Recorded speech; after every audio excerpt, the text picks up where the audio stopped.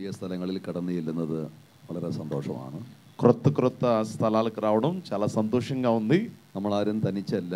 കർത്താവിനെ സ്നേഹിക്കുന്ന സേവിക്കുന്ന കുറേ ദൈവമക്കൾ ഉണ്ടെന്നുള്ള കാര്യം ഇങ്ങനെ പലയിടങ്ങളിൽ പോകുമ്പോൾ നമുക്ക് മനസ്സിലാകുകയാണ്.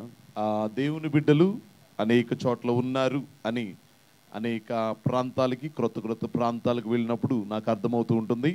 അങ്ങനെയാണെങ്കിൽ ഭൂമിയിലുള്ള എല്ലാ വിശുദ്ധന്മാരും ഒന്നിച്ചു ചേർന്ന് ദൈവത്തെ ఆరాధిക്കുന്ന ఆ సమయం ఎത്ര మనోహరമായിരിക്കും. ఆ విధంగా ఉన్నట్లయితే భూమి మీద ఉన్నటువంటి పరిశుద్ధులందరూ కలిసి దేవునిని ఆరాధించే సమయం ఎంత గొప్పగా ఉంటుంది. దేవునికి స్తోత్రం. హల్లెలూయా. స్టీఫెన్ పాస్టర్ ఫ్యామిలీకి స్తోత్రం ചെയ്യുന്നു. స్టీఫెన్ పాస్టర్ గారు కుటుంబాన్ని బట్టి దేవునికి స్తోత్రాలు చెల్లిస్తున్నాను. ఇవిడుള്ള എല്ലാ സഭയ്ക്കും എല്ലാ ദൈവമകന്റെ ക്രിസ്തീയ వందనం അറിയിക്കുന്നു. ఇక్కడున్న సంఘమంతటికి పాస్టర్ గారి కుటుంబానికి ప్రేమపూర్వక వందనాలు తెలియజేస్తున్నాను. കുറേ വർഷങ്ങൾക്ക് മുമ്പ് എൻ്റെ അടുത്ത് പ്രാർത്ഥിക്കാൻ അവർ വന്നു എന്ന് പറയുന്നു. ഞാൻ സത്യത്തിൽ కృത്യമായിട്ട് ఓర్కుന്നില്ല ఈ కార్యങ്ങളൊക്കെ. చాలా సంవత్సరాల క్రిందట వారు నా చేత ప్రార్థన చేయించుకున్నారు అని వారు చెప్తున్నారు. నాకైతే ఖచ్చితంగా జ్ఞాపకం లేదు. క్షమిക്കണം, ഞാൻ ఈ പെട്ടെന്ന് ആൾക്കാരെയൊക്കെ മറന്നുപോകും. క్షమించాలి, నేను వేగంగా మర్చిపోతూ ఉంటాను వ్యక్తుల్ని. കുറേ വർഷങ്ങളായിട്ട് ഞാനിങ്ങനെ ഈ ഭാഗത്തോടൊക്കെ വരുന്നുണ്ട്. చాలా సంవత్సరాలుగా ఈ యొక్క ప్రాంతాలకు నేను వస్తూ ఉన్నాను. എൻ്റെ മനസ്സിൽ മായാത്ത മുഖങ്ങൾ കുറേ പേരുണ്ട്. నా మనసులో చెరగని ముఖాలు వ్యక్తులు కొంతమంది ఉంటారు. കാരണം శുശ്രൂഷ കഴിഞ്ഞ് പോയാൽ പിന്നെ ഞാൻ ഈ ഒരു ബന്ധവും മെയിൻറ്റെയിൻ ചെയ്യത്തില്ല. ఎందుకంటే ప్రసంగించి వెళ్ళిపోయిన తరువాత వారితో ఎటువంటి ఆ బంధాన్ని నేను కొనసాగించాను. അതുകൊണ്ട് തന്നെ ആൾക്കാരെ പിന്നെ കാണുമ്പോഴേക്കും മറന്നു പോകും. ఆ తరువాత మరలా చూసేసరికి వారిని మర్చిపోతూ ఉంటాను. ഹല്ലേലൂയ, హల్లెలూయా.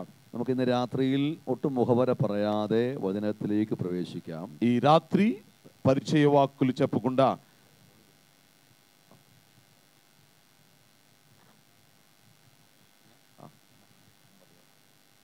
ఎక్కువ పరిచయ వాక్కులు చెప్పకుండా నేరుగా వాక్య భాగంలోకి వెళ్తాను. ഞാനൊരു 40 ദിവസത്തെ അവധിക്കാണ് നാട്ടിൽ വന്നത്. ఒక 40 దినాలు మీతో కూడా ఇండియాలో ఉండాలని నేను ఆస్ట్రేలియా నుండి వచ్చాను. ഈ അവധി സമയത്ത് ഒരു 10 ദിവസത്തെ യോഗങ്ങൾക്കായിട്ട് ఈ పల స్థలങ്ങളിൽ తెలంగాణയിലും ఆంధ్రയിലും ഒക്കെ ആയിട്ട് വന്നതാണ്. మా కుటుంబంతో గడపడానికి 40 దినాలు నేను పెట్టుకున్నప్పటికీ ఈ 10 రోజులు ఆంధ్ర తెలంగాణ ప్రాంతాల్లో ప్రసంగించాలి అనేటువంటి ఆశతో నేను ఇక్కడికి రావడం జరిగింది. ఈ మీటింగ్ యాక్చువల్లీ ഒരു షార్ట్ నోటీస్ ആയിരുന്നു. ఈ మీటింగిനെ കുറിച്ച് వాస్తవంగా చెప్పాలంటే ఈ మీటింగ్ జరిగేది కాదు. నిన్నటి దినాన్ని మాకు తెలియజేశారు. ഇന്ന് വൈകിട്ട് മിരിയാലഗുഡയിൽ തന്നെ ആയിരുന്നു మీటింగ్ എന്നാണ് ഞാൻ ആദ്യം മനസ്സിലാക്കിയത്. వాస్తవంగా ఈ రోజు రాత్రి మిర్యాలగూడలోనే మీటింగ్ జరగాలి. నాളത്തേക്ക് ഒരു డేట్ എന്നോട് ചോദിച്ചായിരുന്നു. రేపు మీటింగ్ కావాలి అని పాస్టర్ గారు అడిగారు. എന്നാൽ എനിക്ക് നാളെ തന്നെ മടങ്ങി പോകണമെന്നുള്ള ആഗ്രഹത്തിന്റെ പുറത്ത് പെട്ടെന്നൊരു ക്രമീകരണം ഇങ്ങോട്ട് വെച്ചു. നിങ്ങളെ കാണാൻ കഴിഞ്ഞതിൽ സന്തോഷം. అయితే రేపు ఖచ్చితంగా వెళ్ళాల్సి ఉండేటువంటి ఆశ నాకుంది కనుక వారు ఒక మీటింగ్ని క్యాన్సిల్ చేసుకుని ఇక్కడ మీటింగ్ పెట్టడం జరిగింది. എൻ്റെ ശുശ്രൂഷയുടെ ഒരു ശൈలి ദൈവദിനത്തെക്കുറിച്ച് നിങ്ങൾക്ക് പറഞ്ഞു തരിക എന്നുള്ളതാണ്. నా యొక్క వాక్య శైలి దేవుని వాక్యమును గురించి ఏమై ఉన్నదో మీతో నేను చెప్పాలని ఆశపడుతున్నాను. അതിലൂടെ ദൈവം നമ്മോട് സംസാരിക്കും. ఆ వాక్యము ద్వారా దేవుడు మనతో మాట్లాడతాడు. അതിനുശേഷം അതിൻ്റെ ഇടയിലോ അതിനുശേഷമോ ആരോടെങ്കിലും പേഴ്സണലായി ദൈവത്തിന് സംസാരിക്കാൻ നിയോഗമുണ്ടെങ്കിൽ నిర్బంధమొന്നുമില്ല, അതും సంసారిക്കും. ప్రసంగం మధ్యలోనో చివరిలోనో దేవుడు ప్రవచన రీతిగా మాట్లాడతాడు. ఒకవేళ మాట్లాడకపోతే చివరిలోనైనా దేవుడు ప్రార్థన చేస్తున్నప్పుడు మాట్లాడతాడు. ഏറ്റവും കുറഞ്ഞ പക്ഷം കടന്നു പോകുമ്പോൾ ആഗ്രഹമുണ്ടെങ്കിൽ എല്ലാവർക്കും വേണ്ടി ഒന്ന് തൊട്ട് സ്തോത്രം ചെയ്ത് പ്രാർത്ഥിക്കും. అందరికీ ఆశ ఉన్నట్లయితే వారందరి తలల మీద చేతులుంచి ఆశీర్వదించి నేను ప్రార్థిస్తాను. എനിക്ക് ഏറ്റവും ఇష్టం ദൈവത്തിന്റെ വചനം പറയുന്നത്. నాకు ఎక్కువ ఇష్టం దేవుని యొక్క వాక్యాన్ని చెప్పడం. ഒരു വിശ്വാസിയെ സംബന്ധിച്ച് അവൻ കഷ്ടതയിൽ കുഴഞ്ഞു പോകാതിരിക്കണമെങ്കിൽ ദൈവവചനത്തിലെ ബേസ് വേണം. ఒక విశ్వాసికి సంబంధించి అతడు శ్రమలలో కృంగిపోకుండా ఉండాలంటే వాక్యము మీద కట్టబడాలి. 119ാം സങ്കീർത്തനത്തിന്റെ 92ാം വാക്യത്തിൽ പറയുന്നത് പോലെ 119వ కీర్తన సామ్స్ 119 92 వర్స్ చెప్తున్న రీతిగా നിന്റെ സാക്ഷ്യങ്ങൾ എൻ്റെ പ്രമോദമായിരുന്നില്ലെങ്കിൽ ఇదిగో నీ యొక్క 92 నీ ధర్మశాస్త్రము నాకు సంతోషమియ్యని ఎడల ഞാൻ എൻ്റെ കഷ്ടതയിൽ നശിച്ചു പോകുമായിരുന്നു. 119:92 92వ వచనంలో నీ ధర్మశాస్త్రము నాకు సంతోషమియ్యని ఎడల నా శ్రమయందు నేను നശിച്ചിയുന്നു. ദൈവവചനത്തിൽ പ്രമോദിക്കാത്തവർ പ്രതിസന്ധികളിൽ പതറിപ്പോകും. దేవుని వాక్యమునందు సంతోషించని వారు శ్రమలలో వారు పడిపోతారు. അപ്പോൾ ദൈവവചനത്തിൽ സന്തോഷിക്കുന്നവർക്ക് മാത്രമേ പ്രശ്നത്തിൽ പിടിച്ചു നിൽക്കാൻ കെൽപ്പുണ്ടാകത്തുള്ളൂ. కనుక దేవుని వాక్యమునందు సంతోషించు వారు మాత్రమే శ్రమలలో నిలవబడగలుగుతారు. హల్లెలూయా, హల్లెలూయా. వచనం కేൾക്കുമ്പോൾ സന്തോഷമുണ്ടോ? వాక్యం వింటున్నప్పుడు సంతోషం ఉందా మీకు? సంతోషం ఉంటే ఇടയ്ക്ക് ഒരു സ്തോത്രം പറയോ? సంతోషం ఉంటే గట్టిగా స్తోత్రం చెప్పాలి. ఓకే, മുമ്പോട്ട് പോകാം. നമുക്ക് ഇന്ന് രാത്രിയിലെ ചിന്തയ്ക്കായിട്ട് ഒരു വേദശകലം വായിക്കാം. ఈ రాత్రి కొద్దిసేపు వాక్య ధ్యానము నిమిత్తమై ఒక వాక్య భాగాన్ని చదువుదాం. ലൂക്കോസിന്റെ സുവിശേഷം 22-ാം അധ്യായത്തിന്റെ 43-ാം വാക്യം നമുക്ക് വായിച്ചു. లూకా సువార్త 22వ అధ్యాయం 43వ వచనాన్ని మనం చదువుదాం. లూకా సువార్త 22:43.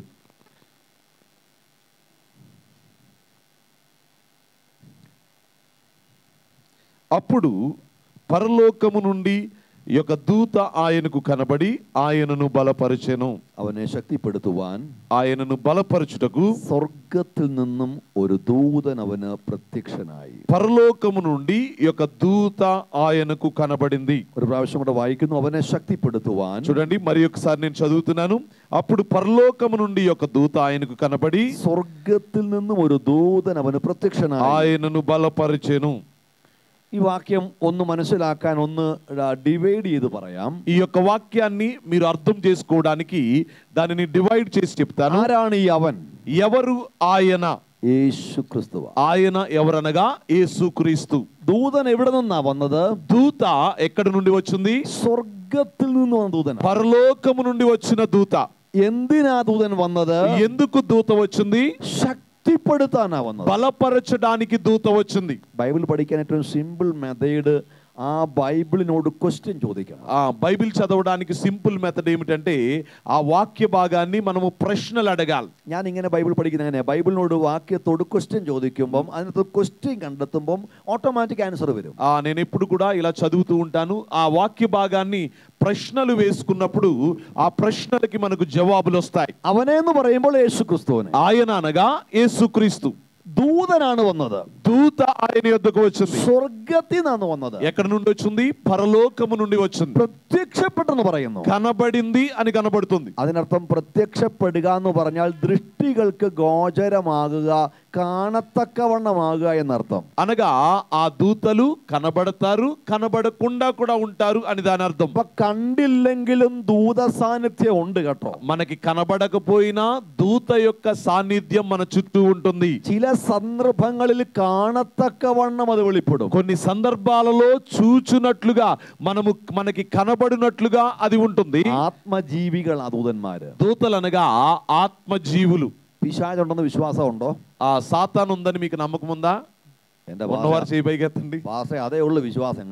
కొంతమంది అంటారు, పాస్టర్ గారు మాకు అదే నమ్మకం అండి, దేవుడు ఉన్నాడనే దానికంటే. ദൈവം ഉണ്ടെന്നുള്ള വിശ്വാസത്തെക്കാൾ കൂടുതലും പിശാചുണ്ടെന്നാ విశ్వాసం. దేవుడు ఉన్నాడనే దానికంటే కొంతమందికి నమ్మకం ఏంటంటే సాతాను ఉన్నాడని నమ్ముతారు. ഹല്ലേലൂയ, హల్లెలూయా. പിശാചുണ്ടെന്ന് വിശ്വാസം ഉണ്ട്, ദൂതനുണ്ടെന്ന് വിശ്വസിച്ചേ പറ്റൂ. సాతాను ఉంది అని నమ్మితే దూతలు ఉన్నారని ఖచ్చితంగా మనం నమ్మాలి. വീണുപോയ ദൂതന്മാരാണല്ലോ പിശാച്. పడిపోయిన దూతయే సాతాన్. വീണു പോകാത്ത നല്ലൊരു പങ്ക് ദൂതന്മാർ സ്വർഗത്തിലുണ്ട്. పడిపోనటువంటి మంచి దూతల సమూహం ఇంకా పరలోకములో ఉంది. അവരുടെ അദൃശ്യ സാന്നിധ്യം ഇവിടെ ഉണ്ട്. వారి యొక్క అదృశ్య సన్నిధి మన మధ్యలో ఉంది. ചില സന്ദർഭങ്ങളിൽ അവർ പ്രത്യക്ഷമാകും. కొన్ని సందర్భాలలో వారు కనబడతారు. ഒരു വാക്കൂടെ പറയാം. ఒక మాట కూడా చెప్తాను. ദൂതൻ എന്ന് വേദപുസ്തകത്തിൽ പറയുന്ന മിക്ക ഇടങ്ങളിലും അർത്ഥമാക്കുന്നത് ദൈവത്തെ തന്നെയാണ്. ఆ దూత అని వ్రాయబడిన చాలా స్థలాలలో దేవుడు అనేటువంటి అర్థం ఇస్తూ ఉంది. ദൂതൻ എന്ന് പറയുന്ന പലയിടങ്ങളിലും ദൈవం തന്നെയാണ് അർത്ഥമാക്കേണ്ടത്. దూత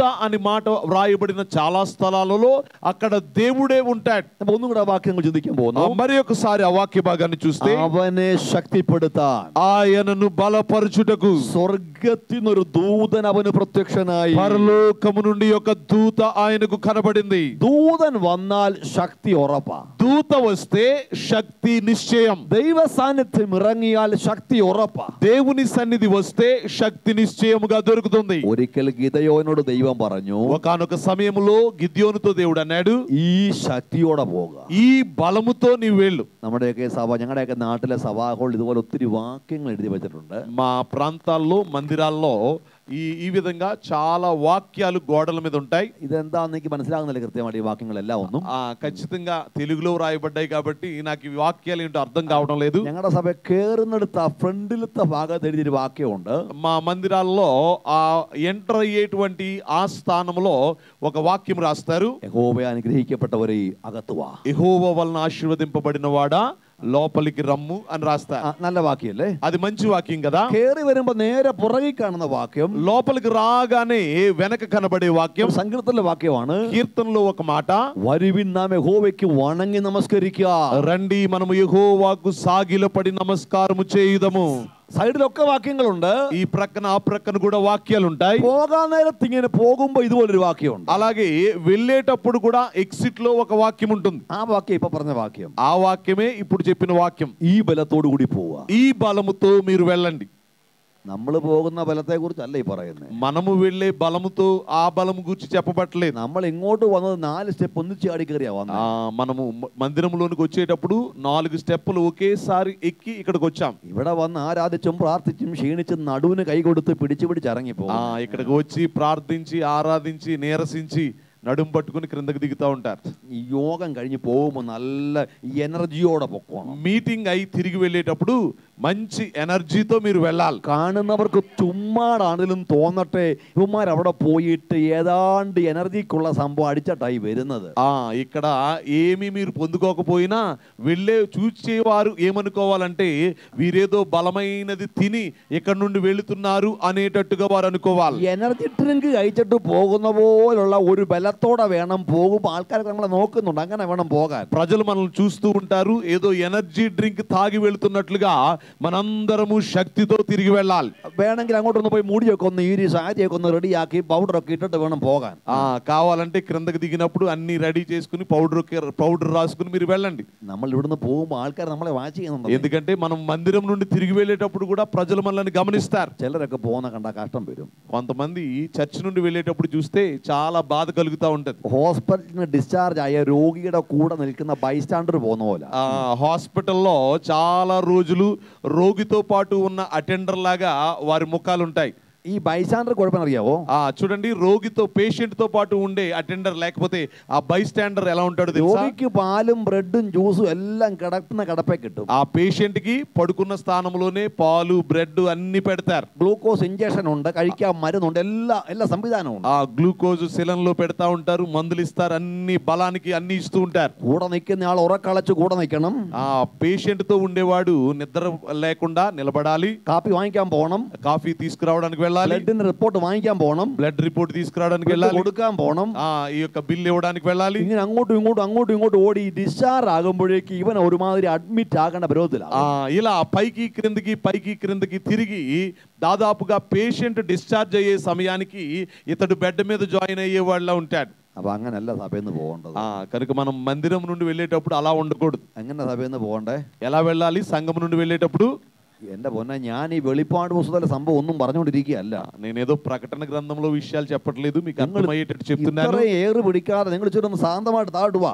మీరందరూ కూడా ఊపిరి గట్టిగా అలా బిగబట్టి ఉండకుండా ఫ్రీగా ఉండి ఈ వాక్యాన్ని వినండి. നിങ്ങൾ ഇതിനെ ഗൗരവമായിട്ട് നോക്കുമ്പോൾ എനിക്ക് വലിയ ഭയം തോന്നുക. చాలా సీరియస్ గా చూస్తుంటే నాకు భయం అనిపిస్తుంది. ഇത്രയും സീരിയസ് ഒന്നും വേണ്ട, అంత సీరియస్ అవసరం లేదు. കുറച്ചും കൂടെ ഒന്ന് ചിരിച്ചെല്ലാരും, కొంచెం అందరూ నవ్వండి. ഞാൻ ആ കൂടെ ചിരിക്കുന്ന പ്രസംഗിക്കുമ്പോഴാ నేను కూడా ఏదో కొంచెమే నవ్వుతూ ప్రసంగిస్తాను. హల్లెలూయా హల్లెలూయా. ఆ కూడా చిరిക്കുന്നത് ప్రసംഗിക്കുമ്പോൾ മാത്രം. ఇది ప్రసంగించేటప్పుడు మాత్రమే నేను ఆ కొంచెమైనా నవ్వుతాను. దైవవచనం പറയുമ്പോൾ സന്തോഷിക്കാൻ പറ്റുന്നുണ്ട്. కనుక ఆ దేవుని వాక్యాన్ని ప్రసంగిస్తున్నప్పుడు నాకు సంతోషం కలుగుతుంది. సంతోషం అంటే హల్లెలూయా പറഞ്ഞു. సంతోషంగా ఉన్న వారు గట్టిగా హల్లెలూయా చెప్దాం. ഹല്ലേലൂയ.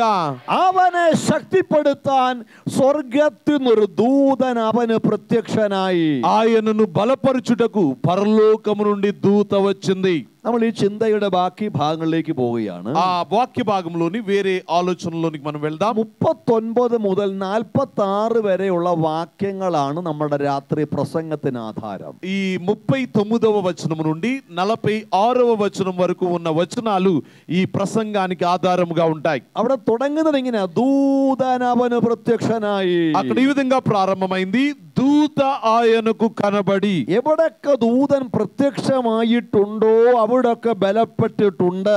ఎక్కడ దూత కనబడుతుందో అక్కడ ఉన్న వారందరూ బలపరచబడ్డారు. ചൂരച്ചെടി തണലിൽ മരിക്കാൻ ഇച്ഛിച്ചു കിടക്കുന്ന ഏലിയാവിനടുക്കിലേക്ക് ദൂതൻ 2 വട്ടം വന്നു. బదిరి వృక్షము క్రింద చావడానికి సిద్ధముగా ఉన్నటువంటి ఏలియా యొద్దకు 2 సార్లు దూత వచ్చింది. തട്ടി എഴുന്നേൽപ്പിച്ച് അടയും വെള്ളവും കഴിക്കാൻ പറഞ്ഞു. తట్టి లేపి నీళ్లు రొట్టె తీసుకోమని చెప్పాయి. പുള്ളി എന്തിനാണ് കിടക്കുന്നെന്ന് പറഞ്ഞേ? ఆ ఏలియా అక్కడ ఎందుకున్నాడు చెప్తారా?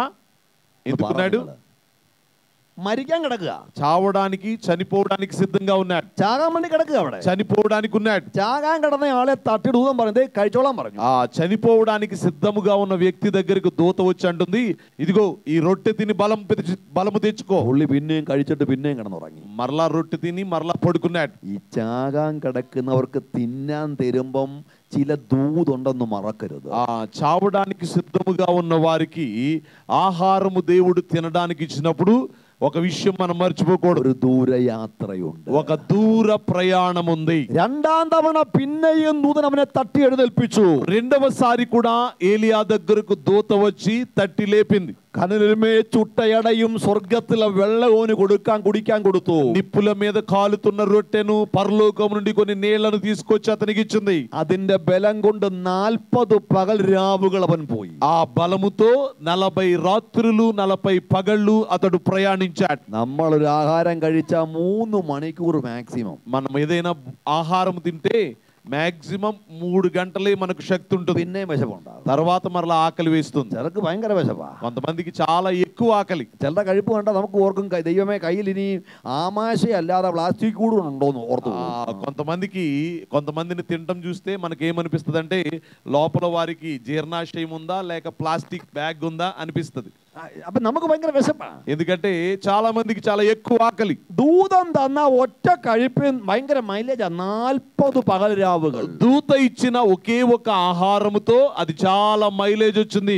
40 దినాలు 40 రాత్రులు ప్రయాణించాడు. അതിനർത്ഥം ഇതാണ്, దాని అర్థం ఇది, ദൂരമറിഞ്ഞാ കൊടുത്തത്. దూరమును ముందే దేవుడు తెలుసుకొని ఆహారం ఇచ్చాడు. ഭാരമറിഞ്ഞാ തരുന്നത്. భారమును తెలుసుకొని దేవుడిచ్చాడు. ഇന്ന് രാത്രി യോഗത്തിൽ നിന്ന് മടങ്ങി പോകുമ്പോൾ ദൈവം തന്നതുമായി പോയാൽ, ఈ రాత్రి దేవుడు ఇచ్చినది అని నీవు తెలుసుకొని వెళ్తే അത് മതി നിന്റെ കുടുംബത്തിന്റെ പ്രതിസന്ധി വഴിമാറാൻ. నీ కుటుంబం యొక్క కష్టాలు తీరడానికి అది చాలు. അത് മതി നിന്റെ സൗഖ്യത്തിന്. నీకు స్వస్థత కొరకు అది చాలు. അത് മതി നിന്റെ പ്രതിസന്ധികൾ വകഞ്ഞു വഴിമാറിപ്പോകും. నీ కష్టాలన్నీ తొలగిపోవడానికి అది చాలు. ഹല്ലേലൂയ. హల్లెలూయా. ദൂതൻ എവിടൊക്കെ വന്നിട്ടുണ്ടോ അവിടൊക്കെ ദൈവപ്രവൃത്തി വെളിപ്പെട്ടിട്ടുണ്ട്. దూత ఎక్కడెక్కడకు దిగి వచ్చిందో అక్కడ దేవుని కార్యాలు జరిగాయి. దేవునికి స్తోత్రం. హల్లెలూయ. హల్లెలూయా. మత్తయి సువిశేషం 4ാം അധ്യായത്തിലേക്ക് വന്നാൽ, మత్తయి సువార్త 4వ అధ్యాయంలోనికి వస్తే അതിന്റെ 11ാമത്തെ വാക്യം വായിക്കുമ്പോൾ 11వ వచనం మనం చూసినట్లయితే, మత్తయి సువార్త 4వ అధ్యాయం 11వ వచనం, అంతటా అపవాది ఆయనను విడిచిపోగా ఇదిగో దేవదూతలు వచ్చి ఆయనకు పరిచర్య చేసిరి. ദൂതന്മാർ അടുത്തു വന്ന് അവനെ ശുശ്രൂഷിച്ചു. దేవదూతలు ఆయన యొద్దకు వచ్చి ఆయనకు పరిచర్య చేసిరి. എപ്പോഴാണെന്നറിയണ്ടേ? ఎప్పుడో తెలుసా? అప్పుడు പിശാച് അവനെ വിട്ടുപോയി. సాతాను ఆయనను వదిలి వెళ్ళింది. പിശാച് വിട്ടുപോകുമ്പോ ദൂതൻ വരും. సాతాను వెళితే దూతలు వచ్చాయి. ദൂതം വിട്ടുപോകുമ്പോ പിശാച് വരും. దూతలు వెళ్ళినప్పుడు సాతాను వస్తాడు. മനസ്സിലാകുന്നുണ്ടോ ആശയം? ఈ మాట మీకు అర్థమవుతుందా? പിശാച് വിട്ടുപോകണ ദൂതൻ വെളിപ്പെടണം. సాతాను వెళ్ళిపోయినప్పుడే దూతలు కనబడతాయి. ദൂതം വിട്ടുപോയ പിശാച് വന്നെന്ന് ഉറപ്പ്. ఒకవేళ దూతలు వెళ్ళిపోతే సాతాను వస్తాడు అనేది నిశ్చయం. ബൈബിൾ ഒരു സംഭവം ഉണ്ട്, അതൊക്കെ എടുത്തു വായിച്ചാലേ മനസ്സിലാവുള്ളൂ. മനുഷ്യന്റെ ഹൃദയത്തിന്റെ അകത്ത് കുറെ പിശാചുണ്ടായി, 2 പിശാചുണ്ടായിരുന്നു. బైబిల్లో ఒక సంఘటన యేసు ప్రభు వారు చెప్పారు. ఒక వ్యక్తి హృదయంలో 2 అపవిత్రాత్మలు ఉన్నాయి. ഇവനെ ആ പലിശിച്ച് പുറത്താക്കിയ വീടെല്ലാം നീറ്റാക്കിയിട്ടു. ఆ అపవిత్రాత్మల్ని ఆ వ్యక్తి బయటికి వెళ్ళగొట్టి ఆ ఆ ఇల్లంతా ఆ హృదయం అంతా నీటిగా పెట్టాడు. കുറച്ചു ദിവസം കഴിഞ്ഞപ്പോഴേക്കും പിശാച് നോക്കിയപ്പം വീട് ശൂന്യമായി കിടക്കുക. కొన్ని దినాల తరువాత సాతాను వచ్చి చూస్తే ఆ హృదయం అంతా ఎలా ఉంది, తుడిచి నీటిగా ఉంది. തന്നേക്കാൾ ബലവാനായ 7 പേരെയും കൊണ്ട് പുള്ളി വന്നു. అంతకంటే బలమైన 7 దయ్యాలను తీసుకుని మరలా పవిత్రాత్మ వచ్చింది. വല്ല മനസ്സിലാവുന്നുണ്ടോ? మీకు అర్థమవుతుందా? ഈ ఒരാളൊക്കെ ഉള്ളെങ്കിൽ അവിടെ ഇരുന്നോട്ടെ ഞാൻ. కనుక ఒక్క దయ్యమే ఉంటే దాన్ని జాగ్రత్తగా ఉంచుకోండి. കാരണം అయాളെ విട്ടിട്ട് కృపയെ నిന്നില്ലെങ്കിൽ പിന്നെ ഒന്നിന്റെ സ്ഥാനം തേടണം വരും. ఎందుకంటే ఒక దయ్యం వెళ్ళిపోయిన తర్వాత దేవుని కృపలో నిలవబడకపోతే 7 దయ్యాలు మీలోనికి వస్తాయి. ഒന്നിനെ തന്നെ అడ్జస్ట్ ചെയ്യാൻ പാടാ. ఒక్కదాన్నే అడ్జస్ట్ చేయడం చాలా కష్టం. ఒరాక తేడడం కరియాలో. కనుక ఒక దాని ప్లేస్ లో 7 దయ్యాలు వస్తే ఎలా ఉంటుంది? അവിടെ കൃപയെ നിന്നോണം. కనుక మనం ఏం చేయాలి? కృపలో నిలవాలి. അപ്പോൾ പിശാച് അവനെ വിട്ടുപോയി. అప్పుడు అపవాది ఆయనను విడిచిపోగా. 4:1 തൊട്ട് വായിക്കുമ്പോൾ 4వ అధ్యాయం 1వ వచనం మనం చూస్తే, അനന്തരം പിശാചിനാൽ പരീക്ഷിക്കപ്പെടുവാൻ യേശു ആത്മാവിൽ മരുഭൂമിയിലേക്ക് നടത്തപ്പെട്ടു. అప్పుడు యేసు అపవాది చేత శోధింపబడుటకు ఆత్మ వలన అరణ్యమునకు కొనిపోబడెను. వాక్యం 3వ వచనంలో, അപ്പോൾ പിശാച് അടുത്തു വന്നു.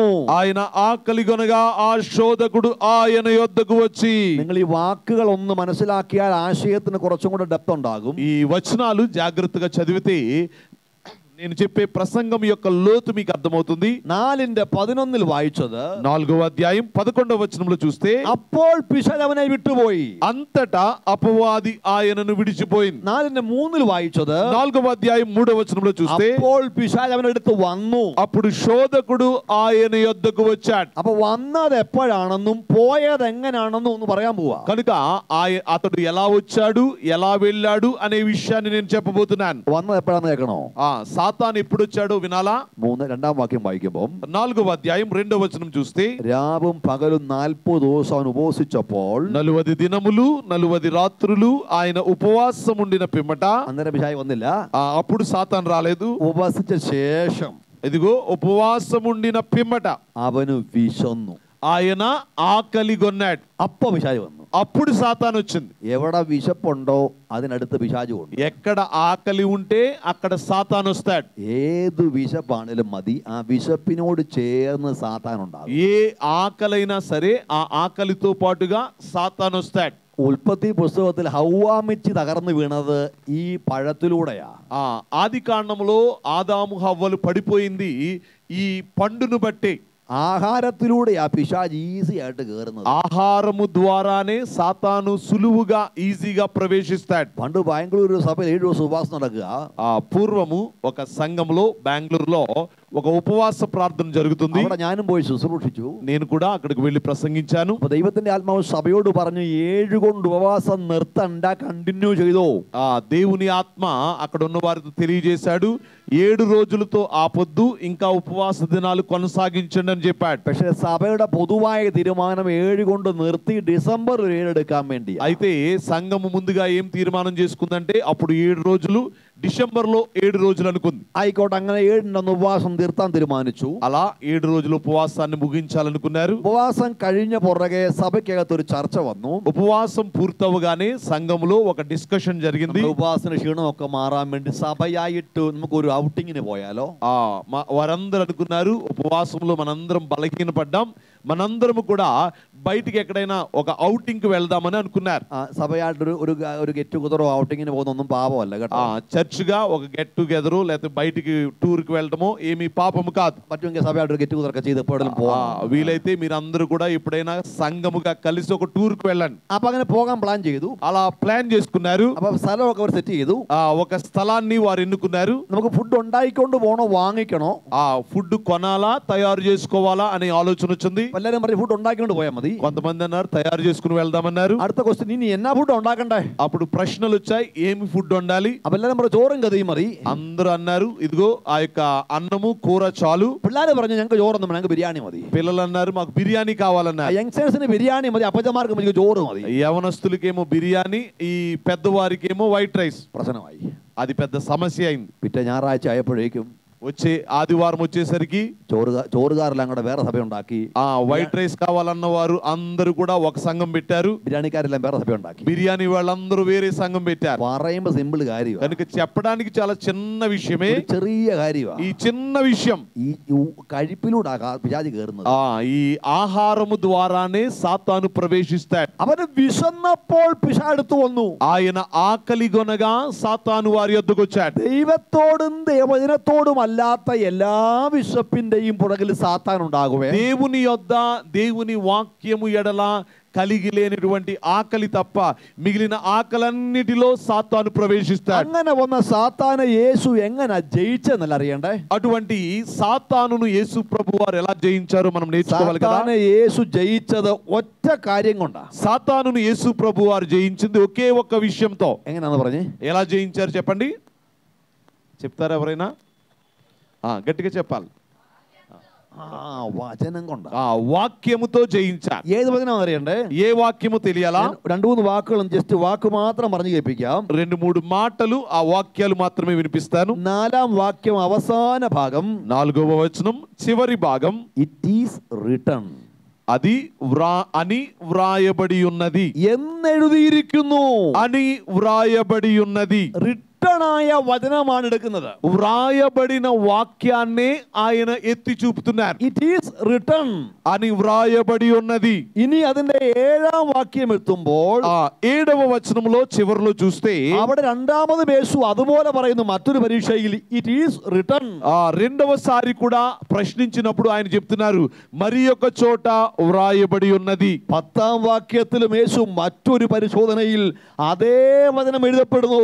10వ వచనంలో కూడా మరి యొక్క జవాబుగా ఆయన చెప్తున్నారు, అని వ్రాయబడి ఉన్నది, అని వ్రాయబడి ఉన్నది. എഴുതപ്പെട്ട വചനം കൊണ്ട് പരിശോധന 3 വന്നപ്പോഴും പരീക്ഷയെ ജയിച്ചത് ഒറ്റ വചനം കൊണ്ടാ. ఇదిగో 3 సార్లు పరీక్షలు వచ్చినా శోధనలు వచ్చినా ఒకే ఒక్క వ్రాయబడిన వాక్యముతో ఆ మూడింటిని ఆయన జయించారు. పాటు పాడనవన్ వీణు పోగా, పాటలు పాడేవాడు పడిపోవచ్చు, ప్రసంగిക്കുന്നവൻ వీణు పోగా, ప్రసంగించేవాడు కూడా పడిపోవచ్చు, ప్రవചిക്കുന്നവൻ వీణు పోగా, ప్రవచించువాడు పడిపోవచ్చు, పాస్టర్മാരും విశ్వాസികളും ഒക്കെ వీణు పోగా, పాస్టర్లు విశ్వాసులు కూడా పడిపోవచ్చు. వచనത്തിൽ నిൽക്കുന്നവൻ, అయితే వాక్యమునందు నిలుచువాడు, వచనത്തിൽ ఉറച്ചു నిൽക്കുന്നവൻ, వాక్యములో స్థిరముగా ఉండువాడు, അവൻ వీణు పోగത്തില്ല, అతడు పడిపోడు. దేవునికి స్తోత్రం. వచనం കൊണ്ട് సాతానే జయిക്കും. ఆ వాక్యము ద్వారా సాతానును మనం జయిస్తాం. రాత్రి కరమడి సేవతో మొదలుపెడతాం. ఈ రాత్రి చప్పట్లు కొడుతూ గట్టిగా దేవునికి స్తోత్రం చేద్దాం.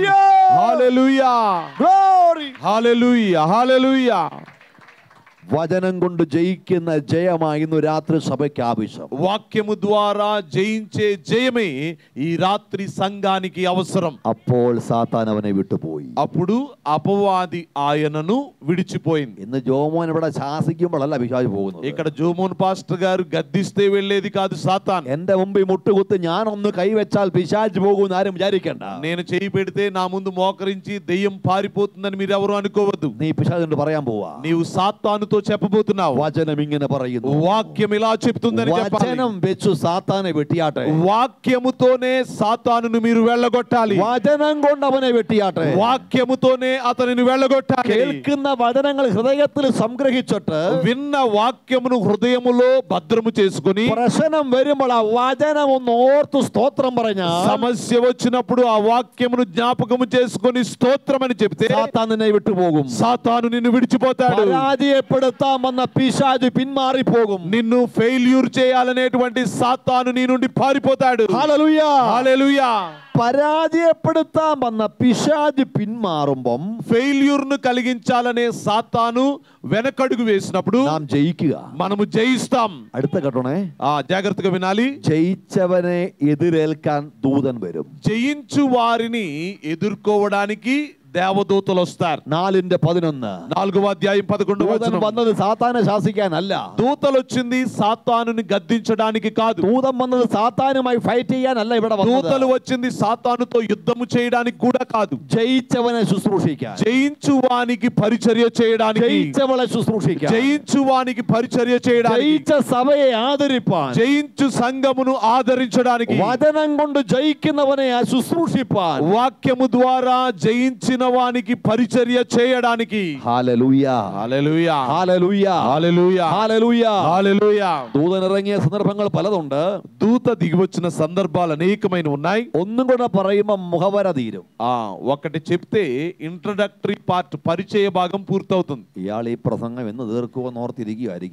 చాలా మంది అనుకుంటున్నారు ఇలా చెప్పగానే ఈ ప్రసంగం ఎప్పుడు ముగుస్తుందా అనుకుంటున్నారు. നിങ്ങൾ ഒന്നുകൊണ്ടും ഭാരപ്പെടണ്ട. దేనికి దిగులు పడద్దు. ഒരു 10:45 കൂടി എന്തായാലും യോഗം നിർത്തും. 10:45 కల్లా ముగించేస్తాను. ചിരി కన్నప్పుడు മനസ്സിലായി അതിന് നിർത്തുവന്നില്ലേ. మీరు నవ్వుతేనే నాకు అర్థమైంది నేను ఎప్పుడు ముగించాలో. ഭാരപ്പെടേണ്ട സമയത്ത് നമ്മൾ നിർത്തും.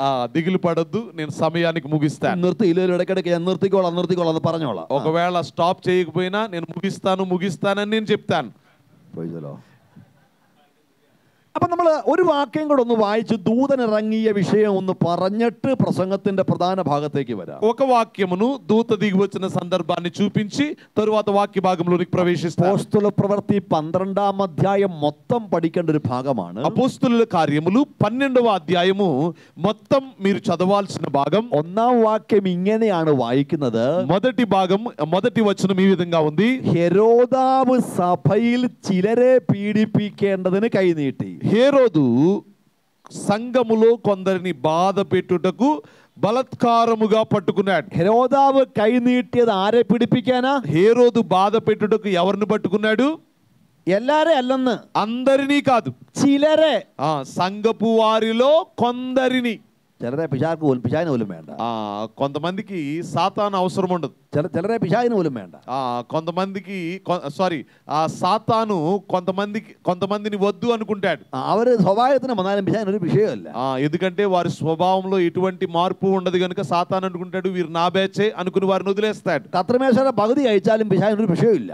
ఒకవేళ ప్రభు బలలో వారు కొంచెం తీసుకున్నా గానీ సాతాను పెద్దగా బాధపడ్డు. കാരണം పిశాచిന് അറിയാൻ അങ്ങോട്ടുള്ള పార్టీ. ఎందుకంటే సాతానుకు బాగా తెలుసు వారు నా బ్యాచే అని. എന്നാൽ ചിലരെ పిశాచిന് താല്പര്യമില്ല. అయితే కొంతమందికి సాతాను భయపడతాడు. ചിലരുടെ പ്രാർത്ഥന పిశాచిന് ഇഷ്ടമല്ല. ఇదిగో కొంతమంది ప్రార్థన సాతానుకి ఇష్టం ఉండదు. ചിലരുടെ സ്തോത്രം పిశాచిന് ఇష్టമല്ല. కొంతమంది స్తోత్రం చెప్పటం సాతానుకి ఇష్టం ఉండదు. దైవకృపయుള്ളവനെ పిశాచిന് ఓటం వెక్కుന്നു.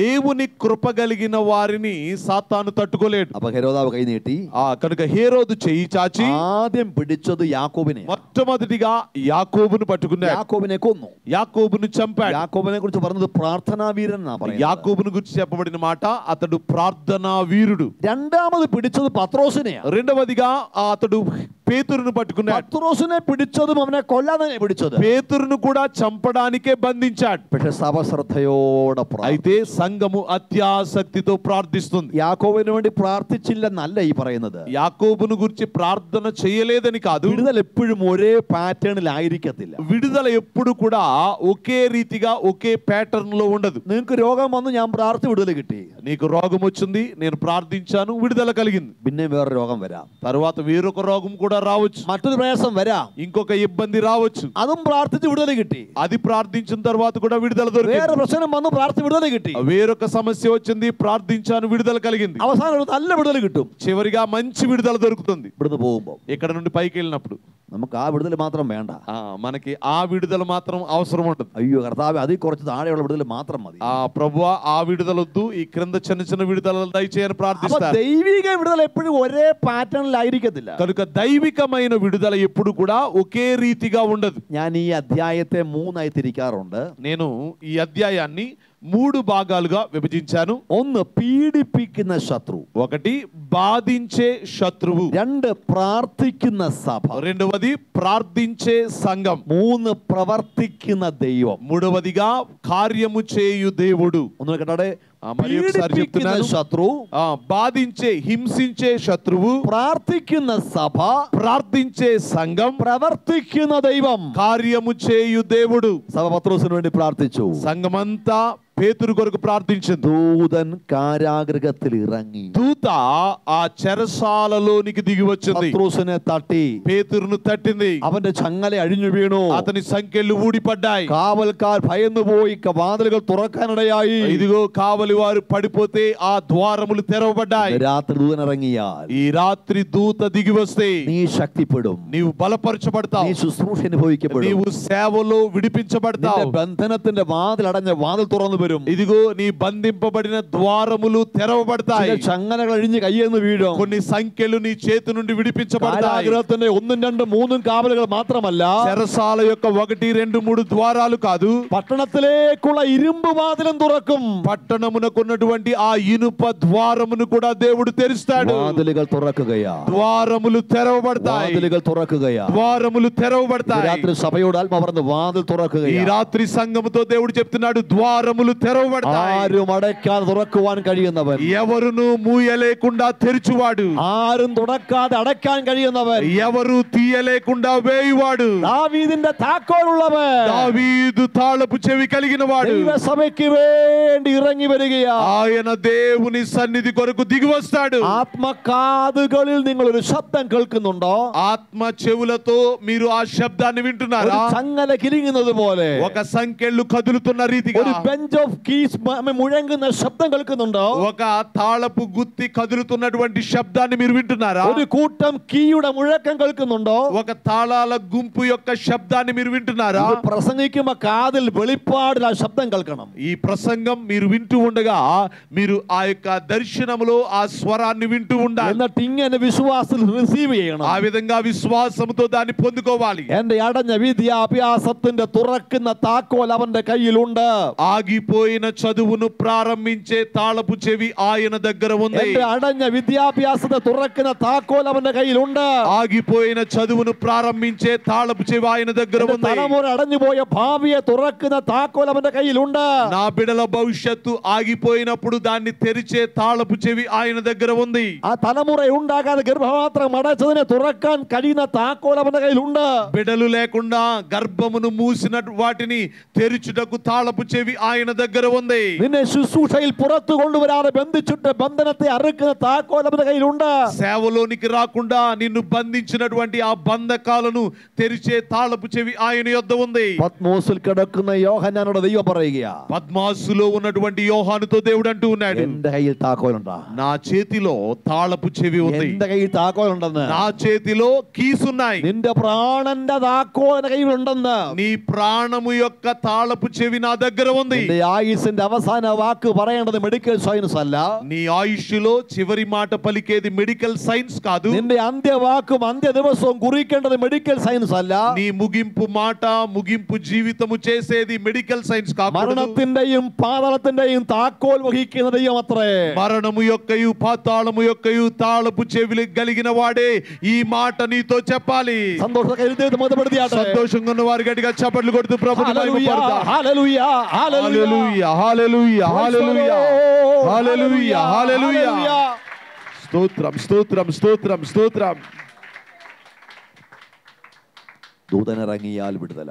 దూత దిగి వస్తే విడుదల. ചില വാതിലുകൾ തുറക്കുക. కొన్ని ద్వారములు మీ కొరకు తెరవబడుతున్నాయి. വാതിലുകൾ തുറക്കുകയാണ്. కొన్ని ద్వారములు తెరవబడుతున్నాయి. ഞാൻ കണ്ടിട്ടുണ്ട് പലരുടെയും ജീവ ദൈവം തുറന്ന വാതിലുകളെ കുറിച്ച്. నేను చూశాను చాలా మంది జీవితాలలో ద్వారములు తెరవబడుతున్నాయి. മെറ്റീരിയൽ ബ്ലെസ്സിങ്സ് മാത്രമല്ല ഈ പ്രസംഗിക്കുന്നത്. కేవలము మెటీరియల్ బ్లెస్సింగ్స్ మాత్రమే కాదు, ആത്മീയ തലങ്ങളിൽ ദൈവം തുറന്ന വെളിപ്പാടിന്റെ വാതിൽ ഞാൻ കണ്ടിട്ടുണ്ട്.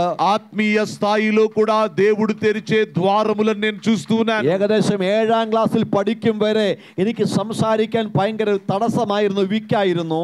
దాదాపుగా 7వ తరగతి 7th క్లాస్ చదివే వరకు కూడా నాకు నత్తి ఉండేది. నేను మాట్లాడటం వచ్చేది కాదు. ഞാനൊരു ఇంట్రోవర్ట్ క్యారెక్టర్ ആയിരുന്നു. నేను బాగా ఒక ప్రక్కనే ఉండి ఆ ఒంటరిగా ఉండేటువంటి വീട്ടിൽ వ్యక్తిని. വിരുന്നുകാർ വന്നാൽ ഞാൻ അവരെ ఫేస్ చేయത്തില്ല. నా ఇంటికి ఆ యొక్క విందుకు వచ్చిన వారు మాట్లాడినా కూడా నేను మాట్లాడేవాడిని కాదు. ഒരു പൊതു സദസ്സിൽ എനിക്ക് ഒരു വാക്ക് പറയാൻ കരുത്തില്ലായിരുന്നു. బహిరంగ సదస్సులో ఒక్క మాట కూడా నాకు మాట్లాడటానికి వచ్చేది కాదు. ഞാനൊരു പ്രോഗ്രാമിലും അവതരിപ്പിക്കാൻ സ്കൂൾ കോളേജ് തലങ്ങളിൽ പോയിട്ടില്ല. ఏ ప్రోగ్రామ్ ను కండక్ట్ చేయడానికి స్కూల్ కి వెళ్ళేవాడిని కాదు. నా ഒരിക്കൽ അഭിഷേകം പ്രാപിച്ചപ്പോൾ, అయితే ఒకానొక సమయంలో అభిషేకాన్ని పొందుకున్నప్పుడు, കർത്താവിന്റെ കൃപ എന്റെ മേൽ ദൈവം തന്നപ്പോൾ, ప్రభువు యొక్క కృపను ఆయన నాకు ఇచ్చినప్పుడు ഒത്തിരിയും വേദികളിൽ പാട്ട് പാടി. చాలా వేదికల మీద నేను పాటలు పాడాను. ഒത്തിരിയും പാട്ടുകൾ ഞാൻ എഴുതി കമ്പോസ് ചെയ്തു. చాలా పాటలు వ్రాసి నేను కంపోజ్ చేశాను. 100,000 വേദികളിൽ പലധികം രാജ്യങ്ങളിൽ പോയി പ്രസംഗിച്ചു. వందల కొలది ప్రసంగాలు విదేశాలకు వెళ్లి ప్రసంగించాను. വിക്കനായ എന്റെ നാവിൽ വാക്ക് തോരാതെ ദൈവം ശബ്ദം തന്നു.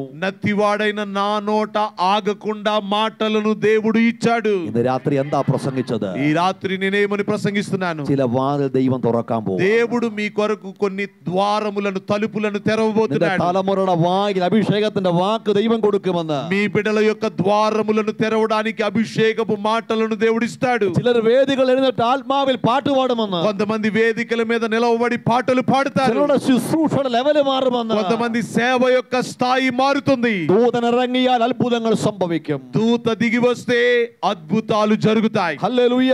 హల్లెలూయా. ഞാൻ ഈ പ്രധാന പ്രസംഗത്തെ ഒരു 3 വാക്കുകൊണ്ടൊന്ന് സംക്ഷേപിപ്പാൻ ആഗ്രഹിക്കുകയാണ്. ఈ ప్రధాన ప్రసంగాన్ని 3 మాటలలో క్లుప్తముగా చెప్పాలని ఆశపడుతున్నాను. ലൂക്കോസ് 22:43 നമ്മൾ വായിച്ചേക്കുന്നത്. లూకాసు వార్త 22:43 మనం చదివాం. അപ്പോൾ ദൂതൻ അവന്റെ അടുക്കൽ പ്രത്യക്ഷനായി. అప్పుడు దూత ఆయనకు కనబడి, എപ്പോഴെന്നതാണ് പറയാൻ പോകുന്നത്. ఎప్పుడు అనేది నేను చెప్పబోతున్నాను. 39 മുതൽ 46 വരെ പഠിക്കുമ്പോൾ 22వ అధ్యాయం 39 నుండి 46 వరకు మనం చదివితే ഇതൊരു പ്രാർത്ഥനയാ, യേശുവിന്റെ പ്രാർത്ഥനയാണിത്. ఇది యేసు యొక్క ప్రార్థనగా మనం చూస్తాం. ഈ പ്രാർത്ഥനയ്ക്ക് 3 തലങ്ങളുണ്ട്. ఈ ప్రార్థనకు 3 స్థాయిలు ఉన్నాయి. 3 തലങ്ങളുണ്ട്. ఆ 3 తలములు లేదా 3 స్థాయిలు ఉన్నాయి. ഏത് തലത്തിലാണ് നമ്മുടെ പ്രാർത്ഥന എന്ന് ഓർത്തോണം. మనది ఏ స్థాయిలో ఉందో లేదా ఏ లెవెల్లో ఉందో మనం జ్ఞాపకం చేసుకోవాలి. ఈ పరిశోధిക്കാൻ ఒത്തിരി సమയമില്ല, ఓడిచెంగు പറയാം. ఎగ్జామిన్ చేసుకోవడానికి ఎక్కువ సమయం లేదు, త్వరగా చెప్తాను. ഒന്നാമത്തെ പ്രാർത്ഥന, మొదటి ప్రార్థన వాక్యం 39. 39వ వచనాన్ని చూద్దాం. 39 చదవండి ఎవరైనా. లూకోస్ 22:39. 20 లూకాసు వార్త 22:39. ఆయన బయలుదేరి తన వాడుక చొప్పున ఒలీవ కొండకు వెళ్ళగా, చాలండి. നിങ്ങൾ പരീക്ഷയിൽ അകപ്പെടാതിരിപ്പാൻ പ്രാർത്ഥിപ്പീൻ എന്ന് പറഞ്ഞ വാക്യം 40. 40వ వచనంలో ఆయన చెప్తున్న మాట, ఆయన వారితో మీరు శోధనలో ప్రవేశించకుండానట్లు ప్రార్థన చేయుడి. ഇവിടെ മനസ്സിലാക്കേണ്ട കാര്യം, ఈ వాక్యముల ద్వారా మనం గ్రహించాల్సిన విషయం, പതിവ് പോലെ അവർ പ്രാർത്ഥിപ്പാൻ ഒലിവുമലയ്ക്ക് പോയി. 39వ వచనంలో మనం చదివాం కదా, వాడుక చొప్పున వారు ప్రార్థనకు ఒలీవ కొండకు వెళ్ళారు. ഒലിവുമലയെ പോയത് കാണാൻ പോയതല്ല, പ്രാർത്ഥിക്കാൻ പോയതാ. ఒలీవ కొండకు వెళ్ళింది చూడటానికి కాదు. దేని కొరకు వెళ్ళారు? അവർ പതിവായി ప్రార్థన కొరకు వెళ్ళారు. ഇത് പതിവായി പോകുന്ന സ്ഥലമാ. అది వాడుకగా అలవాటుగా వెళ్ళేటువంటి స్థలం. അതുകൊണ്ട് തന്നെ ഈ പ്രാർത്ഥനയുടെ ഒന്നാമത്തെ സ്റ്റെപ്പാണിത്. కనుకనే ఈ ప్రార్థనకు మొదటి స్టెప్ గా మనం చెప్పవచ్చు പതിവ് പ്രാർത്ഥന, వాడుక ప్రార్థన, റെഗുലർ പ്രയർ. అనగా regular prayer. Regular prayer, regular prayer. ആദ്യത്തെ പ്രാർത്ഥനയുടെ സ്റ്റേജ് ആണ് റെഗുലർ പ്രയർ. మొదటి ప్రార్థన యొక్క స్థాయి చెప్పండి, వాడుక ప్రార్థన లేదా రెగ్యులర్ ప్రేయర్. ഇത് പറയുമ്പോൾ ഞാൻ എൻ്റെ ഇന്നലകളെ ഓർത്തുകൊണ്ടാണ് പ്രസംഗിക്കുന്നത്. ఇది నేను చెప్తూ ఉన్నప్పుడు నా పాత స్థితిని జ్ఞాపకం చేసుకుంటూ నేను ഏറിയ చెప్తున్నాను. സമയം ഇന്നലകളിൽ പ്രാർത്ഥിക്കുമായിരുന്നു. చాలా ఎక్కువ సమయం నేను ప్రార్థన చేసేవాడిని. ഒരു മണിക്കൂറിലധികമൊക്കെ ഒറ്റ ഇരിപ്പിലിരുന്ന് പ്രാർത്ഥിക്കും. ఒకేసారి గంటల కొద్దీ కూర్చొని మోకరించి ప్రార్థించేవాడిని. ഞാൻ വലിയ പ്രാർത്ഥനാ വീരനൊന്നുമല്ല, నేనేదో ప్రార్థనా వీరుడిని కాను. പക്ഷേ ഏറിയ സമയങ്ങൾ, എനിക്ക് കിട്ടുന്ന സമയങ്ങളൊക്കെ ഞാൻ പ്രാർത്ഥിക്കും. అయితే నాకు దొరికిన ఎక్కువ సమయం నేను ప్రార్థన చేస్తూనే ఉండేవాడిని. 95 ബൈബിൾ കോളേജിൽ പോയ മനുഷ്യനാ. 1995 లో నేను బైబిల్ కాలేజీకి వెళ్ళాను. പിന്നീട് ഞാൻ 98 ബാംഗ്ലൂർ പഠിക്കാൻ പോയി. 98 లో నేను బెంగళూరులో చదవడానికి వెళ్ళాను. ഈ കാലഘട്ടങ്ങളിലൊക്കെ ഞാൻ പഠിച്ച ഒരു 6-7 വർഷത്തെ ബൈബിൾ സ്കൂൾ 8 വർഷത്തോളം പഠിച്ചു.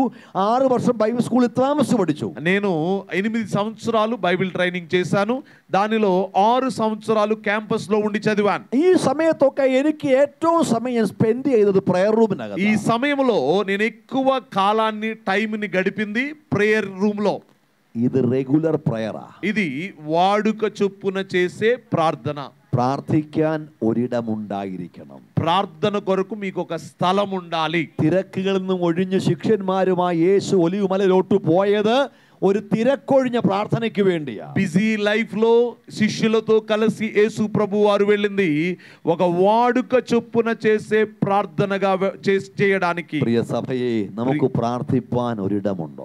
ప్రియ సంగమా, మన ప్రార్థనకు ఒక స్థలం ఉందా? എന്റെ മാന്യ കുഞ്ഞുങ്ങളോട് യൗവനക്കാരോട് ഞാൻ പറയട്ടെ, ప్రియ యవన బిడ్డలతో నేను చెప్తూ ఉన్నాను, അധിക സമയവും മൊബൈലും കമ്പ്യൂട്ടറും ലാപ്ടോപ്പും ഉപയോഗിക്കേണ്ട സാഹചര്യമാണ് നിങ്ങളുടെ വിദ്യാഭ്യാസം ജോലി മണ്ഡലം. మీ యొక్క చదువు ఉద్యోగంలో ఎక్కువగా ల్యాప్టాప్ సెల్ ఫోన్ ఉపయోగించేటువంటి అవకాశాలు ఉంటాయి. എന്നാൽ പ്രാർത്ഥനയ്ക്ക് ഒരു സമയമുണ്ടായി. అయితే మీరు ప్రార్థనకు కూడా ఒక సమయాన్ని కేటాయించాలి. പ്രാർത്ഥനയ്ക്ക് ഒരിടമുണ്ടായിരിക്കും. ప్రార్థనకు ఒక స్థలమును కేటాయించాలి. 40ാം വാക്യത്തിൽ വായിച്ചത് പരീക്ഷയിൽ അകപ്പെടും മുൻപ്.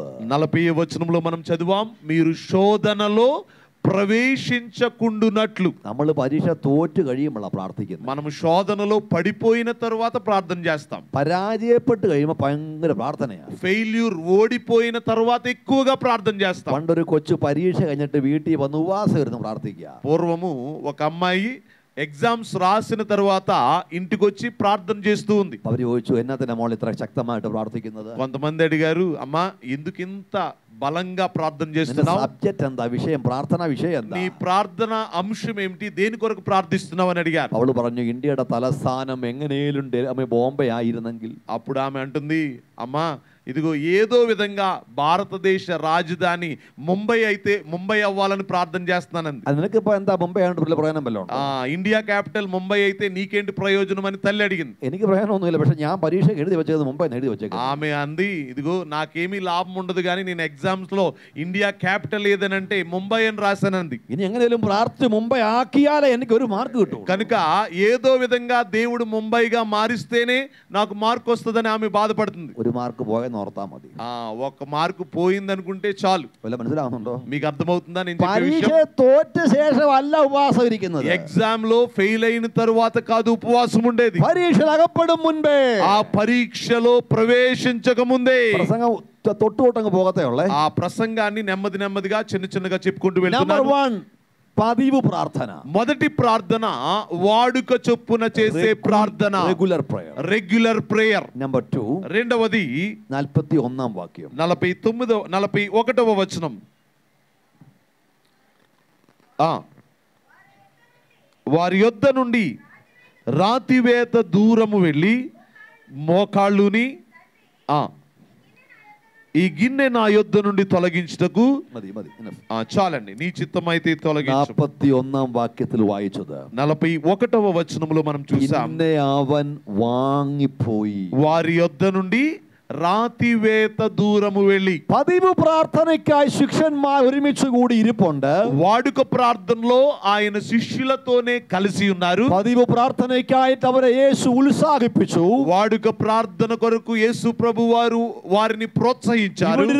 ഇവിടിരുന്ന് പ്രാർത്ഥിക്കാൻ പറഞ്ഞു. ఇక్కడే ఉండి వారిని ప్రార్థించండి అని ఆయన చెప్పారు. എന്നിട്ട് యేసు അവിടെ നിന്നും വാങ്ങിപ്പോയി. ఆ తరువాత యేసు ప్రభు వారు కొంత దూరముగా వెళ్ళారు. വാങ്ങിപ്പോകുക എന്ന് പറഞ്ഞാൽ దూరముగా వెళ్ళుట అనగా ഒരു തനിച്ചു യാത്രയാ, అనగా ఒక ఒంటరి పయనం. കൂടെ ആരുമില്ല, కూడా ఎవరు లేరు. പത്രോസ് യാക്കോബ് യോഹന്നാനൊക്കെ ഉണ്ടായിരുന്നു, പക്ഷെ അവർ കുറച്ച് അപ്പുറത്തായി. పేతురు యాకోబు యోహాన్లు ఉన్నారు గాని వారు కొంచెము దూరములో ఉన్నారు. എന്നിട്ട് അവൻ മുട്ടുകുത്തി. ఆ తరువాత ఆయన మోకాళ్ళుని അവൻ പ്രാർത്ഥിക്കാൻ തുടങ്ങി. ఆయన ప్రార్థించడం ప్రారంభించారు. ഈ പ്രാർത്ഥനയ്ക്ക് ഒരു പേരുണ്ട്. ఈ ప్రార్థనకు ఒక పేరుంది, പേഴ്സണൽ പ്രയർ. వ్యక్తిగత ప్రార్థన. రెగ్యులర్ ప్రేయర్ అല്ല, వాడుక ప్రార్థన కాదు, പേഴ്സണൽ പ്രയർ. వ్యక్తిగత ప్రార్థన. സഭാമധ്യത്തിൽ പ്രാർത്ഥിക്കുന്ന പ്രാർത്ഥന കൊണ്ട് തീരരുത്. సంఘములో చేసే ప్రార్థనతోనే మన ప్రార్థన ఆగిపోకూడదు. Personal prayer. వ్యక్తిగతంగా కూడా మనము ప్రార్థన చేసుకోవాలి. നാട്ടിൽ അച്ചായൻ സഭാഹോളിൽ പ്രാർത്ഥിക്കാൻ അവസരം കൊടുക്കാത്തതിന്റെ പേരിൽ പിണങ്ങി. మా ప్రాంతంలో ఒక వ్యక్తి చర్చిలో నాకు ప్రేయర్ చేయడానికి టైం ఇవ్వలేదని చెప్పి కోపం తెచ్చుకున్నాడు. പുള്ളിയെ പ്രത്യേകം വിളിച്ചു പ്രാർത്ഥിപ്പിക്കാൻ അവസരം കൊടുക്കാത്തതിന് പുള്ളി അങ്ങ് പിണങ്ങി. ఆ వ్యక్తికి ప్రార్థన చేయడానికి పర్టికులర్ టైం ఇవ్వలేదని చెప్పి కోపపడి మానివేశాడు. അച്ചായൻ സോപ്പിടാൻ വേണ്ടി പാസ് വീട്ടിൽ ചെന്നു. కనుక నెమ్మదిగా సోప్ రాయడానికి పాస్టర్ గారు నెమ్మదిగా ఆ ఇంటికి వెళ్ళారు. അച്ഛാ ഒരു കാര്യം ചെയ്യ്, అయ్యా మీరు ఒక పని చేయండి, ഇന്ന് രാത്രി മൊത്തം പ്രാർത്ഥിക്കണം. ఈ రాత్రి మొత్తం ప్రార్థన చేయండి. പുള്ളി പറഞ്ഞു, ఆ వ్యక్తి అన్నాడు, അതിന് മൈക്കുണ്ടോ? నాకు మైక్ లేదు కదా అన్నాడు. സഭയിലാകുമ്പോ മൈക്കുണ്ടല്ലോ. సంఘములో అయితే మైక్ ఉంటుంది, എക്കോ ഉണ്ട്, സിസ്റ്റം ഉണ്ട്, ആൾക്കാരുണ്ട്, సిస్టమ్ ఉంటుంది, ఎక్కువ ఉంటుంది, చాలా మంది ఉంటారు. പലർക്കും ഇഷ്ടം പൊതുവിലുള്ള പ്രാർത്ഥനയാണ്. చాలా మందికి ఇష్టం ఎప్పుడంటే ప్రజలందరూ ఉన్నప్పుడు ప్రార్థన చేయడం ఇష్టం. ചിലരുടെയൊക്കെ പ്രാർത്ഥന കേട്ടാ തമ്പുരാൻ ഡിക്ഷണറി മറിച്ച് ഊപ്പാട് വരും. కొంతమంది ప్రార్థన చేస్తూ ఉంటే దేవుడు బాగా సీరియస్గా డిక్షనరీ వెతుకుతూ ఉంటాడు. അയ്യോ, ഹീബ്രു, ഗ്രീക്ക്, ഇംഗ്ലീഷ്, മംഗളം എല്ലാം കൂടെ കേട്ടി വെച്ചാ പ്രാർത്ഥിക്കുന്നത്. ఆ ప్రార్థనలో హిబ్రూ, ఇంగ్లీష్, గ్రీకు అన్ని మాటలు వాటిలో ఉపయోగిస్తారు. ദൈവത്തിന് ബൈബിൾ ക്ലാസ് എടുത്തു കളയും. వారి ప్రార్థన ఎలా ఉంటదంటే దేవునికే బోధించేలా బైబిల్ క్లాస్ తీసుకునేలా ఉంటది. പ്രാർത്ഥന ഹൃദയത്തിൽ നിന്നാണ് വരുന്നത്. మన ప్రార్థన హృదయములో నుండి రావాలి. പ്രാർത്ഥനയെ കുറിച്ചൊരു സബ്ജക്റ്റ് തന്നെ ഞാൻ പ്രസംഗിക്കാറുണ്ട്, ഇന്നതിന് സമയമില്ല. ప్రార్థన అనేది పెద్ద సబ్జెక్టు, అయితే ఈ రోజు నేను దాని గురించి ప్రసంగించడం లేదు. സ്തോത്രം. హల్లెలూయా. വാങ്ങിപ്പോകുക. ఇదిగో దూరముగా వెళ్ళారు. പേഴ്സണൽ പ്രേയറിനെ കാണിക്കുക. అది వ్యక్తిగత ప్రార్థనను సూచిస్తుంది. പൊതുവായ പ്രാർത്ഥനയിൽ റെഗുലർ പ്രേയറിൽ മുട്ടുകുത്തിയില്ലേലും പ്രാർത്ഥിക്കാം. వాడుక ప్రార్థనలో మనం మోకరించకపోయినా ప్రార్థించవచ్చు. പേഴ്സണൽ പ്രേയറിലോട്ട് പ്രാർത്ഥിച്ചത് എങ്ങനെയാ 41ാം వాక్యం വായിക്കുന്നത്. అయితే వ్యక్తిగత ప్రార్థనలో ఆయన ఎలా ప్రార్థించాడో వ్రాయబడింది. ఆయన మోకాళ్ళుని. പ്രാർത്ഥനയുടെ ഏറ്റവും നല്ല ഒരു പോസ്റ്ററാണ് മുഴങ്കാലിൽ മേലുള്ള പ്രാർത്ഥന. ప్రార్థనలో ఒక మంచి శరీర స్థితి ఏదనగా మోకరించటం. മുഴങ്കാലിൽ മേലുള്ള പ്രാർത്ഥന. మోకరించి చేసే ప్రార్థన. ఏలియావు ముഴങ്കാലിൽ ప్రార్థించు. ఏలియా మోకాళ్ళ మీద ప్రార్థించాడు. పత్రోసు ముట్టుకుత్తి ప్రార్థించు. పేతురు మోకాళ్ళుని ప్రార్థించాడు. పౌలోసు ముట్టుకుత్తి ప్రార్థించు. పౌలు మోకాళ్ళుని ప్రార్థించాడు. యేసు ముట్టుకుత్తి ప్రార్థించు. యేసు ప్రభువారు మోకాళ్ళుని ప్రార్థించారు. తెలిపతరం మనం. ఇంకా ఎంతమంది కావాలి మీకు? പൗലോസ് മുട്ടുകുത്തിയെങ്കിൽ, പത്രോസ് മുട്ടുകുത്തിയെങ്കിൽ, ഏലിയാവ് മുട്ടുകുത്തിയെങ്കിൽ, യേശു മുട്ടുകുത്തിയെങ്കിൽ, മുട്ടുകുത്തി പ്രാർത്ഥന ഒരു പ്രാർത്ഥനയും വെറുതെയായില്ല. పౌలు, పేతురు, యేసు ప్రభు వారు, ఇదిగో ఏలియా, వీరందరూ మోకరించి ప్రార్థిస్తే మోకరించి ప్రార్థన చేయటం వల్ల ఏమీ తప్పు లేదు. ഒന്നാമത്തെ പ്രാർത്ഥന എന്തെന്ന് പറഞ്ഞേ? మొదటి ప్రార్థన ఏంటో చెప్తారా? Regular prayer. చెప్పండి మరి ఒకసారి. సెకండ్ ప్రార్థన എന്താണ്? రెండవ ప్రార్థన ఏ ప్రార్థన? Personal prayer. Personal prayer. ഇത്രയൊക്കെ നമ്മുടെ പ്രാർത്ഥന ഉണ്ടെങ്കിൽ രക്ഷപ്പെട്ടു. ఇంతగా మన ప్రార్థన ఉంటే మనం తప్పించుకుంటాం. ഈ അടുത്തൊരു സ്റ്റേജോട് കേട്ടിട്ട് നിർത്താം. మరి ఒక స్థాయి నేను చెప్పి ముగిస్తాను. നമുക്കൊന്നും സാധ്യതയില്ലാത്തൊരു മൂന്നാമത്തെ സ്റ്റേജ്, మనకి అవకాశము లేనటువంటి మూడవ స్థాయి. వాక్యం 44 వచనం చదువుదాం. లూకా సువార్త 22:44. ఆయన వేదన పడి మరింత ఆతురముగా ప్రార్థన చేయగా పడుచున్న గొప్ప రక్త బిందువుల వలె ఆయను. ശ്രദ്ധിച്ചാടാ വാക്യം. చాలా జాగ్రత్తగా చూసారా వాక్య భాగాన్ని? അവൻ പ്രാണവേദനയിലായി. మరియు ఆయన మరింత ఆతురముగా వేదన పడి അതിശ്രദ്ധയോടെ പ്രാർത്ഥിച്ചു. ఆతురముగా ప్రార్థన చేయగా വലിയ രക്തത്തുള്ളികൾ പോലെ അവന്റെ വിയർപ്പ് കണങ്ങൾ ഇറ്റിറ്റു വീണു. గొప్ప రక్త బిందువుల వలె ఆయన చెమట నేల పడుచున్న బిందువుల వలె ചോര ഇറ്റു വീഴുന്നത് പോലെ వేదനിക്കുന്ന ഒരു പ്രാർത്ഥന. రక్తము కారేటట్లుగా వేదనతో చేసిన ప్రార్థన. 44ാം వాక్యం പറഞ്ഞു ప్రాణవేదనയോടെ അവൻ പ്രാർത്ഥിച്ചു. 44వ వచనంలోనే మనం చూసాం కదా, ప్రాణవేదనతో ఆయన ప్రార్థించారు. മൂന്നാമത്തെ പ്രാർത്ഥനയുടെ പേരാണ്, మూడవ ప్రార్థన యొక్క పేరు a prayer of agony. వేదనతో కూడిన ప్రార్థన. painful prayer. వేదనతో కూడిన ప్రార్థన. painful prayer. వేదనతో కూడిన ప్రార్థన. എത്ര പേരുടെ പ്രാർത്ഥനയിൽ രക്തമിറ്റു വീഴത്തക്ക നിലയിലുള്ള വേദനയുണ്ട്.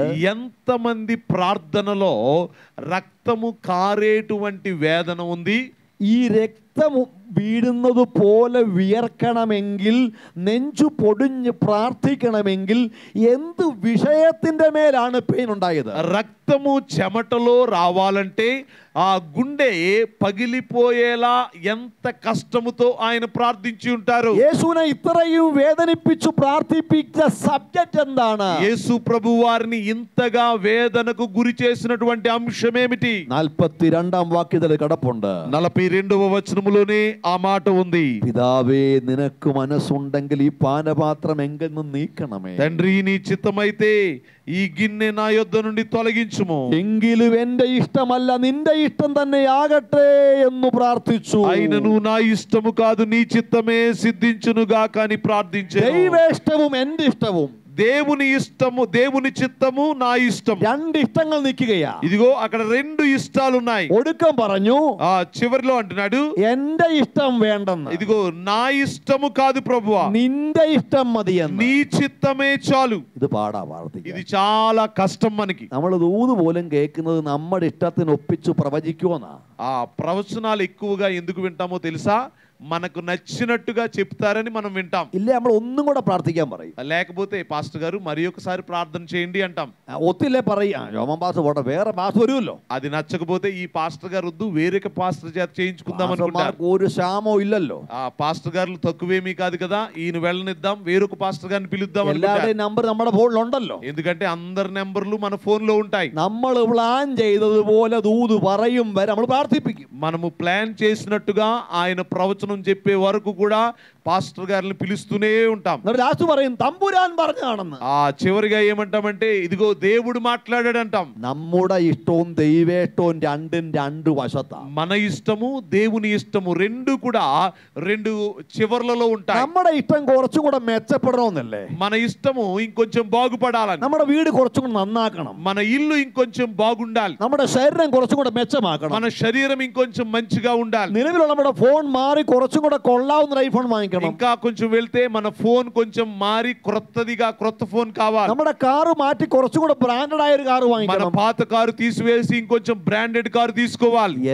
എല്ലാം നമ്മുടെ ఇష్టం കുറച്ചും കൂടെ మెച്ചപ്പെടണമെന്നാ. ఇవన్నీ కూడా భౌతికంగా మనం ఇంకొంచెం పైకి ఉండాలి, బాగుపడాలి అని. എന്നാൽ ദൈവേഷ്ടം കേട്ടോണം. అయితే దేవుని చిత్తాన్ని మీరు తెలుసుకోవాలి. 53 ഒരു వాక్యമുണ്ട്. యెషయా గ్రంథం 53వ అధ్యాయంలో ఒక మాట ఉంది. എടുക്കുമെന്ന് നമ്മുടെ സമയമില്ലാത്തതുകൊണ്ട് ఆ తీయొద్దు, సమయం లేదు గనుక 53:10 പറയുന്നു, 53వ అధ్యాయం 10వ వచనంలో రాయబడింది, അവനെ തകർത്ത് കളയാൻ പിതാവിന് ഇഷ്ടം തോന്നി, ఆయనను నలుగగొట్టుటకు యెహోవాకు ఇష్టమాయెను. തകർക്കുന്ന ദൈവേഷ്ടം, నలుగగొట్టేటువంటి దేవుని ఇష్టం, ഉടയ്ക്കുന്ന ദൈവേഷ്ടം, పగులగొట్టే దేవుని ఇష్టం, എന്നെ മെരുക്കുന്ന ദൈവേഷ്ടം, నన్ను నలగగొట్టే దేవుని ఇష్టం, എന്നെ രോഗം ശീലിച്ചവനാക്കുന്ന ദൈവേഷ്ടം, నన్ను రోగిగా చేసేటువంటి దేవుని ఇష్టం, എന്നെ ക്രൂശിൽ കയറ്റുന്ന ദൈവേഷ്ടം, నన్ను సిలువకు ఎక్కించే దేవుని ఇష్టం, രക്തം വാർന്നു മരിക്കുന്ന ദൈവേഷ്ടം, రక్తము కార్చి చనిపోయేటువంటి దేవుని ఇష్టం. ഈ ദൈവേഷ്ടത്തിന് വിധേയപ്പെടണമെങ്കിൽ നന്നായി വിയർക്കേണ്ടി വരും. ఈ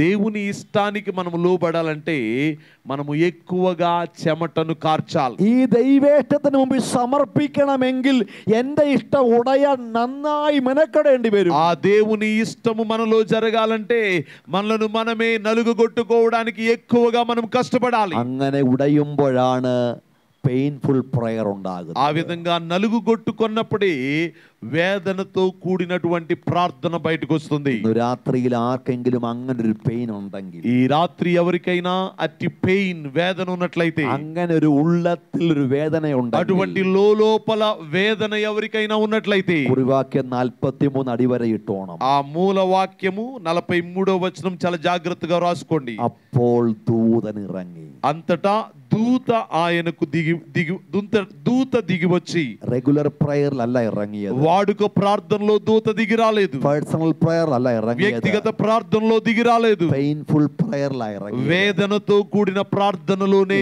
దూత దిగి వచ్చింది. ഉടഞ്ഞു പ്രാർത്ഥിച്ച നിനക്ക് വേണ്ടി ഇറങ്ങുന്ന ദൂതനുണ്ട്. ఇదిగో వేదనతో ప్రార్థిస్తే నీ కొరకు దిగి వచ్చే దేవదూత ఉంటుంది. ഉടയുന്നവനെ പണിയുന്ന ദൈവത്തിന്റെ ദൂതൻ, పగులగొట్టబడిన వారిని తిరిగి కట్టేటువంటి దేవదూత, തകർന്നവരെ പണിയുന്ന ദൈവത്തിന്റെ ഇഷ്ടം. నలిగిన వారిని కట్టేటువంటి దేవుని యొక్క ఇష్టం. ഇന്ന് രാത്രി എല്ലാ തലകളും ഒന്ന് വണക്കി ఈ రాత్రి వినినటువంటి వాక్యం ముందు మనల్ని మనం ഈ సమర్పించుకుందాం. പ്രസംഗത്തിന്റെ ചെറിയ സമയത്തിന്റെ പരിധിയിൽ ഇവിടെയാ നിങ്ങളോട് പരിശുദ്ധാത്മാവ് ఈ സംസാരിച്ചത്. ప్రసంగం యొక్క చిన్న వాక్యము మధ్యలో ఎక్కడ పరిశుద్ధాత్ముడు నీతో మాట్లాడాడు? ഈ వചനം ഒന്ന് ഹൃദയത്തോട് ചേർത്ത് പിടിച്ചിട്ട് പറ. ఒక్కసారి ఆ వాక్య భాగాన్ని మీ హృదయమునకు దగ్గరగా చేర్చుకోండి. ദൂതൻ ഇറങ്ങിയാൽ നീ തല കുനിയേണ്ടി വരത്തില്ല. దూత దిగి వస్తే నీవు తల దించుకోవలసిన పరిస్థితి రాదు. ചില വാതിലുകൾ അവൻ തുറക്കും. కొన్ని ద్వారములను ఆయన నీ కొరకు తెరుస్తాడు. ഹെരോദാവ് പൂട്ടിയ വാതിൽ താക്കോൽ ഇല്ലാതെ അവൻ തുറക്കും. హేరోదు మూసినటువంటి ద్వారములను తాళము లేకుండానే దేవుడు తెరుస్తాడు. പട്ടണത്തിന്റെ വാതിൽ ദൈവം തുറക്കും. పట్టణపు ద్వారములు దేవుడు తెరుస్తాడు. ശുശ്രൂഷയുടെ വാതിൽ ദൈവം തുറക്കും. సేవా ద్వారములు దేవుడు తెరుస్తాడు. ഉന്നതങ്ങളിലേക്കുള്ള വഴികളുടെ വാതിൽ ദൈവം തുറക്കും. ఉన్నతమైన స్థానములకు దేవుడు మార్గాలు తెరుస్తాడు. ഹല്ലേലൂയ. హల్లెలూయా. പ്രിയ സഹോദരിയോട് ദൈവാത്മാവ് പറയുന്നത്, yes, just raise your hand. Okay, that's it. చాలు. దేవుడు ఆ సహోదరితో మాట్లాడుతున్నాడు. വാതിലുകൾ അടഞ്ഞു കിടക്കുക. ఇదిగో నీ ద్వారములన్నీ మూయబడ్డాయి. വെളിപ്പാടിലെ ആ വാക്യം ഒന്നും കൂടെ ഞാൻ എടുത്തു പറയാം. ఆ దేవుడిచ్చేటువంటి ఆ దర్శనములో ఆ మాటలు మరలా నీతో చెప్తున్నాను. ഇതാ ഒരു വാതിൽ തുറന്നിരിക്കുന്നു. ఇదిగో ఒక ద్వారము తెరవబడింది. അടഞ്ഞു പോയ വഴികൾ ദൈവം തുറക്കും. మూయబడిన ద్వారములు దేవుడు నీ కొరకు తెరుస్తాడు. ആയുസ്സിന്റെ നല്ല കാലം നീ പറയും നഷ്ടപ്പെട്ടു പോയത്. ఇదిగో నా యొక్క మంచి కాలం అంతా నేను పోగొట్టుకున్నాను అని నీవు చెప్తున్నావు. വിതയും കഴിഞ്ഞു, ഫലശേഖരവും കഴിഞ്ഞു, ഞാൻ ഒന്നും പ്രാപിച്ചില്ലല്ലോ. విత్తే కాలమైంది, కోత కాలమైంది, నేనేమి పొందుకోలేదు ప్రభువా. ഇനി എന്ന് എന്റെ കുടുംബത്തിന് വേണ്ടി ഞാൻ കരുതും. ఇక ఎప్పుడు నా కుటుంబం కొరకు నేను సమకూర్చుకుంటాను. കൈവിട്ടു പോയ കാലങ്ങൾ നിന്റെ കയ്യിൽ നിൽക്കുന്നില്ലെങ്കിലും ఇదిగో చేజారిపోయిన కాలం నీ చేతిలో లేనప్పటికీ ദൈവത്തിന് ചില വാതിലുകൾ നിനക്കായി തുറക്കാൻ సహోదరి, దేవుడు నీ కొరకు కొన్ని ద్వారములను తెరవగలడు. യെശയ്യാവിൽ ഒരു വാക്യം കർത്താവിനോട് പറയുകയാണ്. యెషయా గ్రంథములో నుండి ఒక మాటను దేవుడు నీ కొరకు చెప్తున్నాడు. ഇരുമ്പോടാമ്പലുകളെ തകർക്കുന്നു, ఆయన ఇనుప గడియలను విరగగొడతాడు, താമര കഥകളെ തകർക്കുന്നു, ఇత్తడి తలుపులను ఆయన పగులగొడతాడు. അടഞ്ഞവ തുറന്നു വരേണ്ടതിനും మూయబడినవి తెరవబడుటకు, തുറന്നവ അടയാതിരിക്കേണ്ടതിനും, తెరవబడినవి మరలా మూయబడకుండా ఉండుటకును ഓ ദൈവം നിനക്ക് വേണ്ടി ഇറങ്ങുകയാ. దేవుడు నీ కొరకు దిగి వస్తున్నాడు. രാത്രിയിൽ ഈ ദൂതിനെ ഹൃദയത്തിൽ സ്വീകരിച്ചു നീ മടങ്ങിപ്പോ. సహోదరి, ఈ రాత్రి ఈ ప్రవచనాన్ని నీ హృదయములో భద్రము చేసుకొని తిరిగి వెళ్ళు. നിന്റെ ഭവനത്തിന്റെ അകത്ത് ചില വാതിൽ ദൈവം തുറക്കും. నీ ఇంటిలో దేవుడు కొన్ని ద్వారములను తెరుస్తాడు. നീ കരയുന്ന വ്യക്തികളോടുള്ള ബന്ധത്തിൽ ദൈവം ചില വാതിലുകൾ തുറക്കും. నీవు కన్నీరు కారుస్తున్నటువంటి వ్యక్తుల విషయాలలో దేవుడు ద్వారములు తెరుస్తాడు. സഭ വിശ്വാസത്തോടെ ആമേൻ പറഞ്ഞു. సంఘమంతా విశ్వాసముతో ఆమేన్ చెబుదాం. വിശ്വസിക്കുന്നവർ ആമേൻ പറഞ്ഞു. నమ్మిన వారు గట్టిగా ఆమేన్ చెబుదాం. അസൂകയില്ലെങ്കിൽ ഒരു ഹല്ലേലൂയ പറഞ്ഞു. ఇదిగో అందరూ కూడా గట్టిగా హల్లెలూయా చెబుదాం. ഹല്ലേലൂയ, హల్లెలూయా, హల్లెలూయా. പ്രിയ സഭയെ, ప్రియ సంగమా, സഭയുടെ അകത്ത് ഇപ്പൊ വളരെ മനോഹരമായിട്ടുള്ള ഒരു കുഞ്ഞു ഹാളാണ് ഈ കാണുന്നത്. ఇక్కడ కనబడేది ఒక చిన్న హాల్ కనబడుతూ ఉంది. പക്ഷെ ഞാൻ ആത്മാവിൽ കാണുന്നത് കരിപുരണ്ട ഭിത്തികളാ കാണുന്നത്. అయితే ఆ యొక్క ఆత్మలో నేను చూసేది ఏమిటంటే ആമേ കയ്യിലെ കരികളും ഗ്രീസൊക്കെ ഉണ്ടല്ലോ, നമ്മുടെ കറുത്ത പാടുകൾ ഇങ്ങനെ ഭിത്തിയിൽ കാണുകയാണ്. ఆ యొక్క చేతి ముద్రలు కలిగినటువంటి గోడల్ని నేను చూస్తున్నాను. ആമേ ചില പാടുകൾ സഭയ്ക്കകത്തുണ്ട്. ఇదిగో కొన్ని మరకలు ఆ ముద్రలు సంఘములో ఉన్నాయి. ചില വ്യക്തികളോട് പരിശുദ്ധാത്മാവ് പറയുക, ഐക്യതയോടെ ചേർന്ന് നിന്നോണം. కొంతమందితో దేవుడు మాట్లాడుతున్నాడు ఏమనంటే, మీరు ఐక్యతతో దేవుని సంఘములో నిలవాలి. പൗലോസും ശീലാസും ഒന്നിച്ചാ പ്രാർത്ഥിച്ചത്. పౌలు శీలలు ఐక్యతతో ప్రార్థించారు. അപ്പോഴാ കാരാഗൃഹത്തിന്റെ അടിസ്ഥാനം കുലുങ്ങിയത്. అప్పుడే చెరసాల పునాదులు కదిలాయి. ഭിന്നതകളുടെ ചിന്തകൾ മനസ്സിൽ പോലും വരാതെ സൂക്ഷിച്ചോണം. అనైక్యత యొక్క ఆలోచనలు మనస్సులో కూడా రావడానికి మీరు అనుమతించొద్దు. ദൈവത്തിന് സഭയെ പണിയാൻ പ്ലാൻ ഉണ്ട്. దేవుడు సంఘమును కట్టుటకు ప్లాన్ కలిగి ఉన్నాడు. അതിന് ചിലതിനെ ജ്ഞാനാത്മാവിനാൽ നിറച്ചു ദൈവം പുറത്തു കൊണ്ടുവരും. దేవుడు దాని కొరకు కొందరిని జ్ఞానాత్మతో నింపి బయటకు తీసుకుని వస్తాడు. ചിലതിന്റെ പക്കൽ ദൈവം അതിനുള്ള നന്മ ഏൽപ്പിക്കും. కొందరి చేతులకు దానికి తగిన మేలులను దేవుడిస్తాడు. പുറത്തുനിന്ന് ആരാണ്ട് വന്ന് ഈ സഭ പണിയല്ല ചെയ്യുന്നത്. బయట నుండి ఎవరో వచ్చి ఈ మందిరాన్ని కట్టడం కాదు, നിങ്ങളെ കൊണ്ട് ദൈവം അത് ചെയ്യും. మీ ద్వారానే దేవుడు ఇక్కడ మందిరాన్ని ദൈവം కట్టిస్తాడు. നിങ്ങളിലൂടെ അത് ചെയ്യും. మీ ద్వారా కట్టిస్తాడు. അത് വിശ്വസിക്കുന്നെങ്കിൽ ഹല്ലേലൂയ പറഞ്ഞു. నమ్మినట్లయితే గట్టిగా హల్లెలూయా చెబుదాం. ദൈവത്തെ കരമടിച്ച് ആരാധിച്ച് గట్టిగా చప్పట్లు కొడుతూ ప్రభుని మహిమపడదాం. హల్లెలూయా. അവിശ്വാസങ്ങൾ മാറട്ടെ, అవిశ్వాసము తొలగును గాక, സംശയങ്ങൾ മാറട്ടെ, అనుమానములు తొలగును గాక, ദൈവത്തിന്റെ സഭയിൽ സംഭവിക്കട്ടെ, దైవ కార్యములు సంఘములో జరుగును గాక, പിശാചിന്റെ പദ്ധതികൾ താറുമാറായി പോകട്ടെ, సాతాను ప్రణాళికలు తారుమారగును గాక, ദൈവത്തിന്റെ സാന്നിധ്യം ഇറങ്ങട്ടെ. దయ్యము దేవుని సన్నిధి దిగివచ్చును గాక. హల్లెలూయా, హల్లెలూయా, హల్లెలూయా, హల్లెలూయా, ഹല്ലേലൂയ. హల్లెలూయా. స్తోత్రం, స్తోత్రం. ഐക്യതയോടെ നിന്നോണം. ఐక్యతతోనే మీరందరూ నిలవాలి. കയ്പുകളൊക്കെ വിട്ടുകളഞ്ഞോണം. చేదును విడిచిపెట్టాలి. ഉഴപ്പ് അവസാനിപ്പിച്ചോണം. ఇదిగో మీ అలక్ష్యాన్ని విడిచిపెట్టాలి. കൂട്ടായ്മ വരുന്നത് മാത്രമല്ല ആത്മീകം. ఆత్మీయత అంటే మీటింగులకు రావడం మాత్రమే కాదు. ദൈവസഭയോട് കാണിക്കേണ്ട സകല കൂട്ടായ്മയിലും തോളു കൊടുത്തോണം. ఇదిగో సంఘములో జరిగే ప్రతి సహవాసానికి మీరు మీ యొక్క బాధ్యతను చేయాలి. ഒരു പാ പോലും മടക്കാനോ നൂർക്കാനോ ജോലി ഇല്ലാതെ എല്ലാം വിരിച്ചാ വന്നിരുന്നു തരുന്നത് അല്ലേ ആത്മീകം. ఆత్మీయత అంటే అన్ని సెట్ చేసిన తర్వాత వచ్చి కూర్చునేది కాదు. എന്റെ സഭ എന്ന ചിന്തയിൽ నా సంఘము అనేటువంటి ఆలోచనలో, എന്റെ സഭ എന്നുള്ള ധ്യാനത്തിൽ నా సంఘము అనేటువంటి ధ్యానములో നിങ്ങൾ ഒരുമിച്ച് നിന്നാൽ, మీరందరూ ఐక్యతతో నిలిస్తే, നിങ്ങൾ ഒന്നിച്ചു നിന്നാൽ మీరందరూ ఐక్యతతో నిలిస్తే ഞാൻ എന്റെ സഭയെ പണിയും. దేవుడు అంటున్నాడు, నేను నా సంఘమును కట్టుదును, ഞാൻ എന്റെ സഭയെ പണിയും. నేను నా సంఘమును కట్టుదును, പാതാള ഗോപുരങ്ങൾ അതിനെ ജയിക്കത്തില്ലെന്ന്. పాతాళలోక ద్వారములు దాని ఎదుట నిలువజాలు. హల్లెలూయా. గట్టిగా చప్పట్లు కొడుతూ ప్రభుని మహిమపరుద్దాం. చప్పట్లు కొడుతూ గట్టిగా ప్రభుని మహిమపరుద్దాం. హల్లెలూయా, హల్లెలూయా, హల్లెలూయా, హల్లెలూయా. స్తుతి, స్తుతి, స్తుతి, స్తుతి, స్తుతి. మహిమ నీకే ప్రభువా, మహిమ నీకే ప్రభువా. హల్లెలూయా, హల్లెలూయా. స్తోత్రం. ഈ ദേശത്ത് ഒത്തിരി സഭകൾ കണ്ടേക്കാം. ఈ ప్రాంతంలో చాలా సంఘాలు ఉండొచ్చు. ഇതിനേക്കാൾ വലിയ ഹോളും വലിയ ആൾക്കൂട്ടവും ഉള്ള സഭ ഉണ്ടായിരിക്കാം. దీనికంటే ఇంకా మంచి హాలు, ఇంకా ఎక్కువ మంది ప్రజలు ఉన్న సంఘాలు ఉండొచ్చు. എന്നാൽ ഈ సభയ്ക്ക് ഒരു ഡ്യൂട്ടി ఈ ദേശത്തുണ്ട്. అయితే ఈ సంఘానికి ఈ ప్రాంతంలో ఒక బాధ్యత ఉంది. അത് ദൈവം ఈ సభ മുഖാന്തരം വെളിപ്പെടുത്തും. అది దేవుడు ఈ సంఘము ద్వారా తెలియజేస్తాడు. ഞാൻ കാണുന്നത് കൃപാവരത്തിന്റെ നിറവുള്ളൊരു സഭയെ. నేను చూస్తున్నది ఏమిటంటే కృపావరములతో నింపబడిన ఒక సంఘం, ശുശ്രൂഷകൾക്ക് സ്വാതന്ത്ര്യമുള്ളൊരു സഭ, పరిచర్యకు స్వాతంత్రమిచ్చు సంఘం, യൗവനക്കാർ ശുശ്രൂഷിക്കുന്ന ഒരു സഭ, యవనస్తులు లేచి సేవ చేస్తున్న సంఘం, എല്ലാവർക്കും ഓരോ ഡ്യൂട്ടി ഉള്ള സഭ, అందరికీ ఒక్కొక్క బాధ్యత ఉన్న సంఘం. ഒരു ചടങ്ങായി മാറാനല്ല, ఇదిగో ఏదో ప్రక్కకు తొలగటం కాదు, ജീവനുള്ള സഭയായി മാറാൻ, జీవము గల సంఘముగా ఇది మారాలని దేవుడు కోరుకుంటున్నాడు. హల్లెలూయా.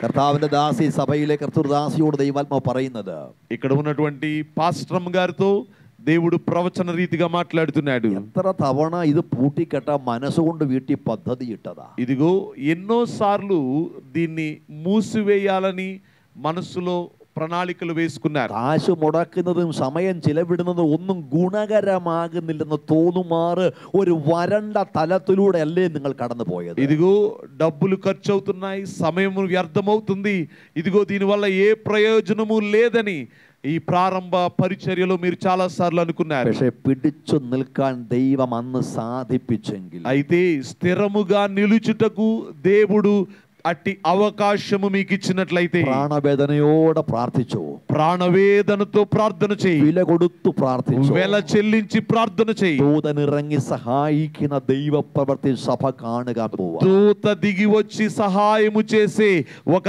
దైవ కార్యము ఈ సంఘములో కనబడబోతుంది. ഹല്ലേലൂയ, హల్లెలూయా, ഹല്ലേലൂയ, హల్లెలూయా. അതത് സമയത്തു ദൂതനിറങ്ങി ബത്സയിദെ കുളത്തെ കലക്കുന്ന പോലെ, ఆయా సమయాలలో దూత దిగి వచ్చి ఆ యొక్క బెత్సైదా ఆ యొక్క కొలనులో ఆ నీటిని కదుపుతున్న రీతిగా അവിടെ വരുന്ന രോഗികൾ രോഗഭേദം പ്രാപിച്ചു മടങ്ങിയെങ്കിൽ, అక్కడ ఉన్నటువంటి రోగులు స్వస్థత నొందుకొని తిరిగి వెళ్ళినట్లయితే, രാത്രി ഇവിടെ ദൈവ സാന്നിധ്യമുണ്ടെങ്കിൽ, ఈ రాత్రి ఇక్కడ దేవుని సన్నిధి ఉంటే പൈശാചിക ബന്ധന ഇവിടെ അഴിയും, సాతాను బంధకాలు ఇక్కడ తెంపబడతాయి, രോഗത്തിന്റെ കെട്ട് ഇവിടെ അഴിയും, రోగపు కట్లు తెంపబడతాయి, ഇരുട്ടിന്റെ ശക്തി ഇവിടെ അഴിയും, చీకటి శక్తులు లయమవుతాయి, പിശാച് കെട്ടിയ ചില കെട്ടുകൾ ഇവിടെ പൊട്ടും, సాతాను కట్టిన కట్లు ఇక్కడ తెంపబడతాయి. രാത്രി കെട്ട് കർത്താവ് അഴിക്കുക, ఈ రాత్రి ఆ కట్లను దేవుడు తెంచివేస్తున్నాడు. ദൈവം ചിലതിനെ സ്വതന്ത്രമാക്കുക, ఈ రాత్రి మిమ్మును స్వతంత్రులుగా చేస్తున్నాడు. Hallelujah, hallelujah, hallelujah, hallelujah, praise the lord. Hallelujah. സമയം കടന്നെന്ന് എനിക്കറിയാം. సమయం ఎక్కువ అవుతుందని నాకు తెలుసు. ഞാൻ പ്രസംഗം നിർത്തി കഴിഞ്ഞു. నేను ప్రసంగాన్ని ముగించాను. പക്ഷെ അത് നിങ്ങളിലേക്കൊന്ന് എത്തുവാൻ അല്പസമയം നിൽക്കുക. అయితే అది మీ యొద్దకు రావాలని నేను ప్రయత్నిస్తూ ఉన్నాను. ദൂതനിറങ്ങും, దూత దిగి వచ్చింది, ദൂതനിറങ്ങുമെന്ന് దూత దిగి వస్తుంది. ഈ സഹോദരി ഏതാ എനിക്ക് അറിയത്തില്ല. ఆ సహోదరు ఎవరో నాకు తెలియదు. പക്ഷെ ഇന്ന് രാത്രി ദൈവം എന്നോട് പറയാ, ఈ రాత్రి ఆమెను గురించి దేవుడు ഒരു చెప్తున్నాడు. കുരുക്കിൽ നീ കിടക്കുക. ఒక ఉచ్చులో, ఒక ట్రాప్ లో ఆమె ఉంది. നിനക്ക് പുറത്ത് കടക്കാൻ കഴിയാത്തൊരു ബന്ധനത്തിൽ നീ ആയിരിക്കുക. ఆమె బయటకు రాలేనటువంటి ఆ పరిస్థితుల్లో ఆమె ఉంది. ആത്മാവിൽ ഒരു ഭാരമുണ്ടോ?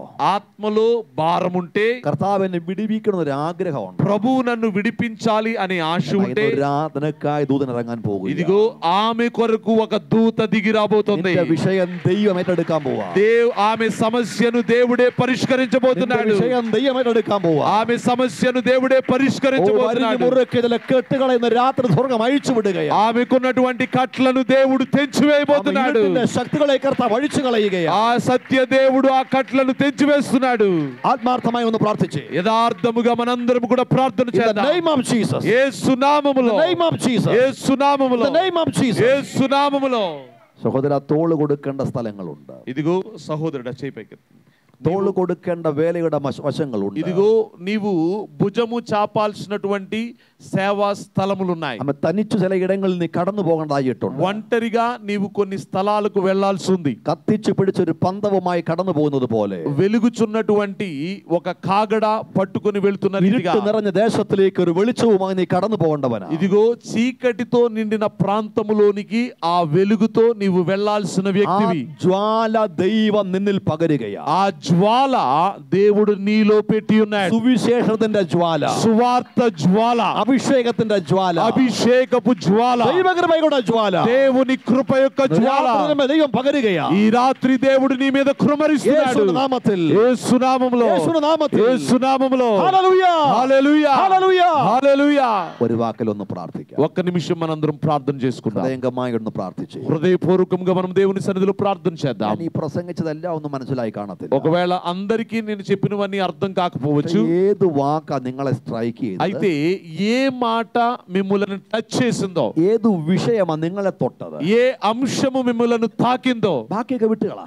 మిగిలిన వాటిని విడిచిపెట్టేయండి. നിങ്ങളെ സ്പർശിച്ചത് മാത്രം ഒന്ന് ഏറ്റെടുത്താട്ടെ. మిమ్ములను టచ్ చేసినటువంటి తాకినటువంటి ఆ వాక్యాన్ని మాత్రమే మీరు జ్ఞాపకం చేసుకోండి. ప్రసంగించപ്പോൾ നിങ്ങൾക്ക് മനസ്സിലായത് മാത്രം ഉൾക്കൊണ്ടേ. ఈ రాత్రి నేను ప్రసంగించినప్పుడు మీకు అర్థమైన దానిని మాత్రమే మీరు జ్ఞాపకం చేసుకోండి. അപ്പോൾ ദൂതൻ ഇറങ്ങി, అంతటా దూత దిగి వచ్చి ദൈവം നിനക്കായി ഇറങ്ങുകയാണ്. దేవుడు నీ కొరకు దిగి వస్తున్నాడు. കരഞ്ഞവന് വേണ്ടി, ఏడ్చిన వారి కొరకు, ദൈവേഷ്ടത്തിന് വേണ്ടി തകർന്നവന് വേണ്ടി, దేవుని చిత్తము కొరకు నలుగుగొట్టబడిన వారి కొరకు വേണ്ടി, ఇదిగో నలుగి ఉన్న వారి కొరకు ഇറങ്ങുന്ന ദൈവ സാന്നിധ്യമുണ്ട്. దిగి వచ్చేటువంటి దేవుని సన్నిధి ఉంది. കർത്താവ് എനിക്ക് വേണ്ടി ഒന്ന് ഇറങ്ങണമേ. ప్రభువా, నా కొరకు దిగిరా ప్రభువా. കർത്താവ് എന്റെ വിഷയത്തിന് വേണ്ടി ഒന്ന് నా ഇറങ്ങണമേ. సమస్యల కొరకు దిగిరా ప్రభువా. എന്റെ പ്രശ്നത്തിന് വേണ്ടി ഒന്ന് ഇറങ്ങണമേ. నా సమస్యల కొరకు నా యొద్దకు రా యేసయ్యా.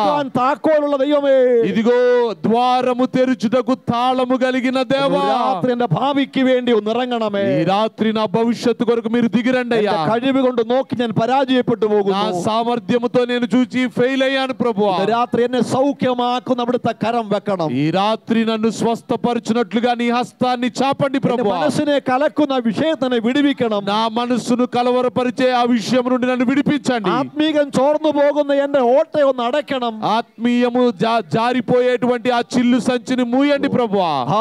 തെരിച്ചു പ്രാർത്ഥിക്കുന്നു. ఈ రాత్రి ఆశీర్వదించి ഈ ప్రార్థిస్తున్నాను. സഭയെ ബ്ലസ് ചെയ്ത് ఈ പ്രാർത്ഥിക്കുന്നു. సంఘమును ఆశీర్వదించి കുടുംബത്തെ ప్రార్థిస్తున్నాను. അനുഗ്രഹിച്ചു ఈ പ്രാർത്ഥിക്കുന്നു. కుటుంబాలను ఆశీర్వదించి ప్రార్థిస్తున్నాను. കുടുംബത്തെ ബ്ലസ് ചെയ്ത് പ്രാർത്ഥിക്കുന്നു. పాస్టర్ గారిని కుటుంబాన్ని ఆశీర్వదించి ഞാൻ ప్రార్థిస్తున్నాను. എന്റെ సభയെ పണിയും. నేను నా సంఘమును కట్టుదును. പാതാള ഗോപുരം അതിനെ జయిക്കത്തില്ല. పాతాళ ద్వారములు దాని ఎదుట నిలువజాలవు. നാമത്തിൽ തന്നെ యేసు నామమున అడుగుచున్నాము తండ్రి. ദൈവത്തെ ആരാധിച്ചോട്ടെ. ఇదిగో ఆమేన్. అందరూ చప్పట్లు కొడుతూ ప్రభుని మహిమపరుద్దాం.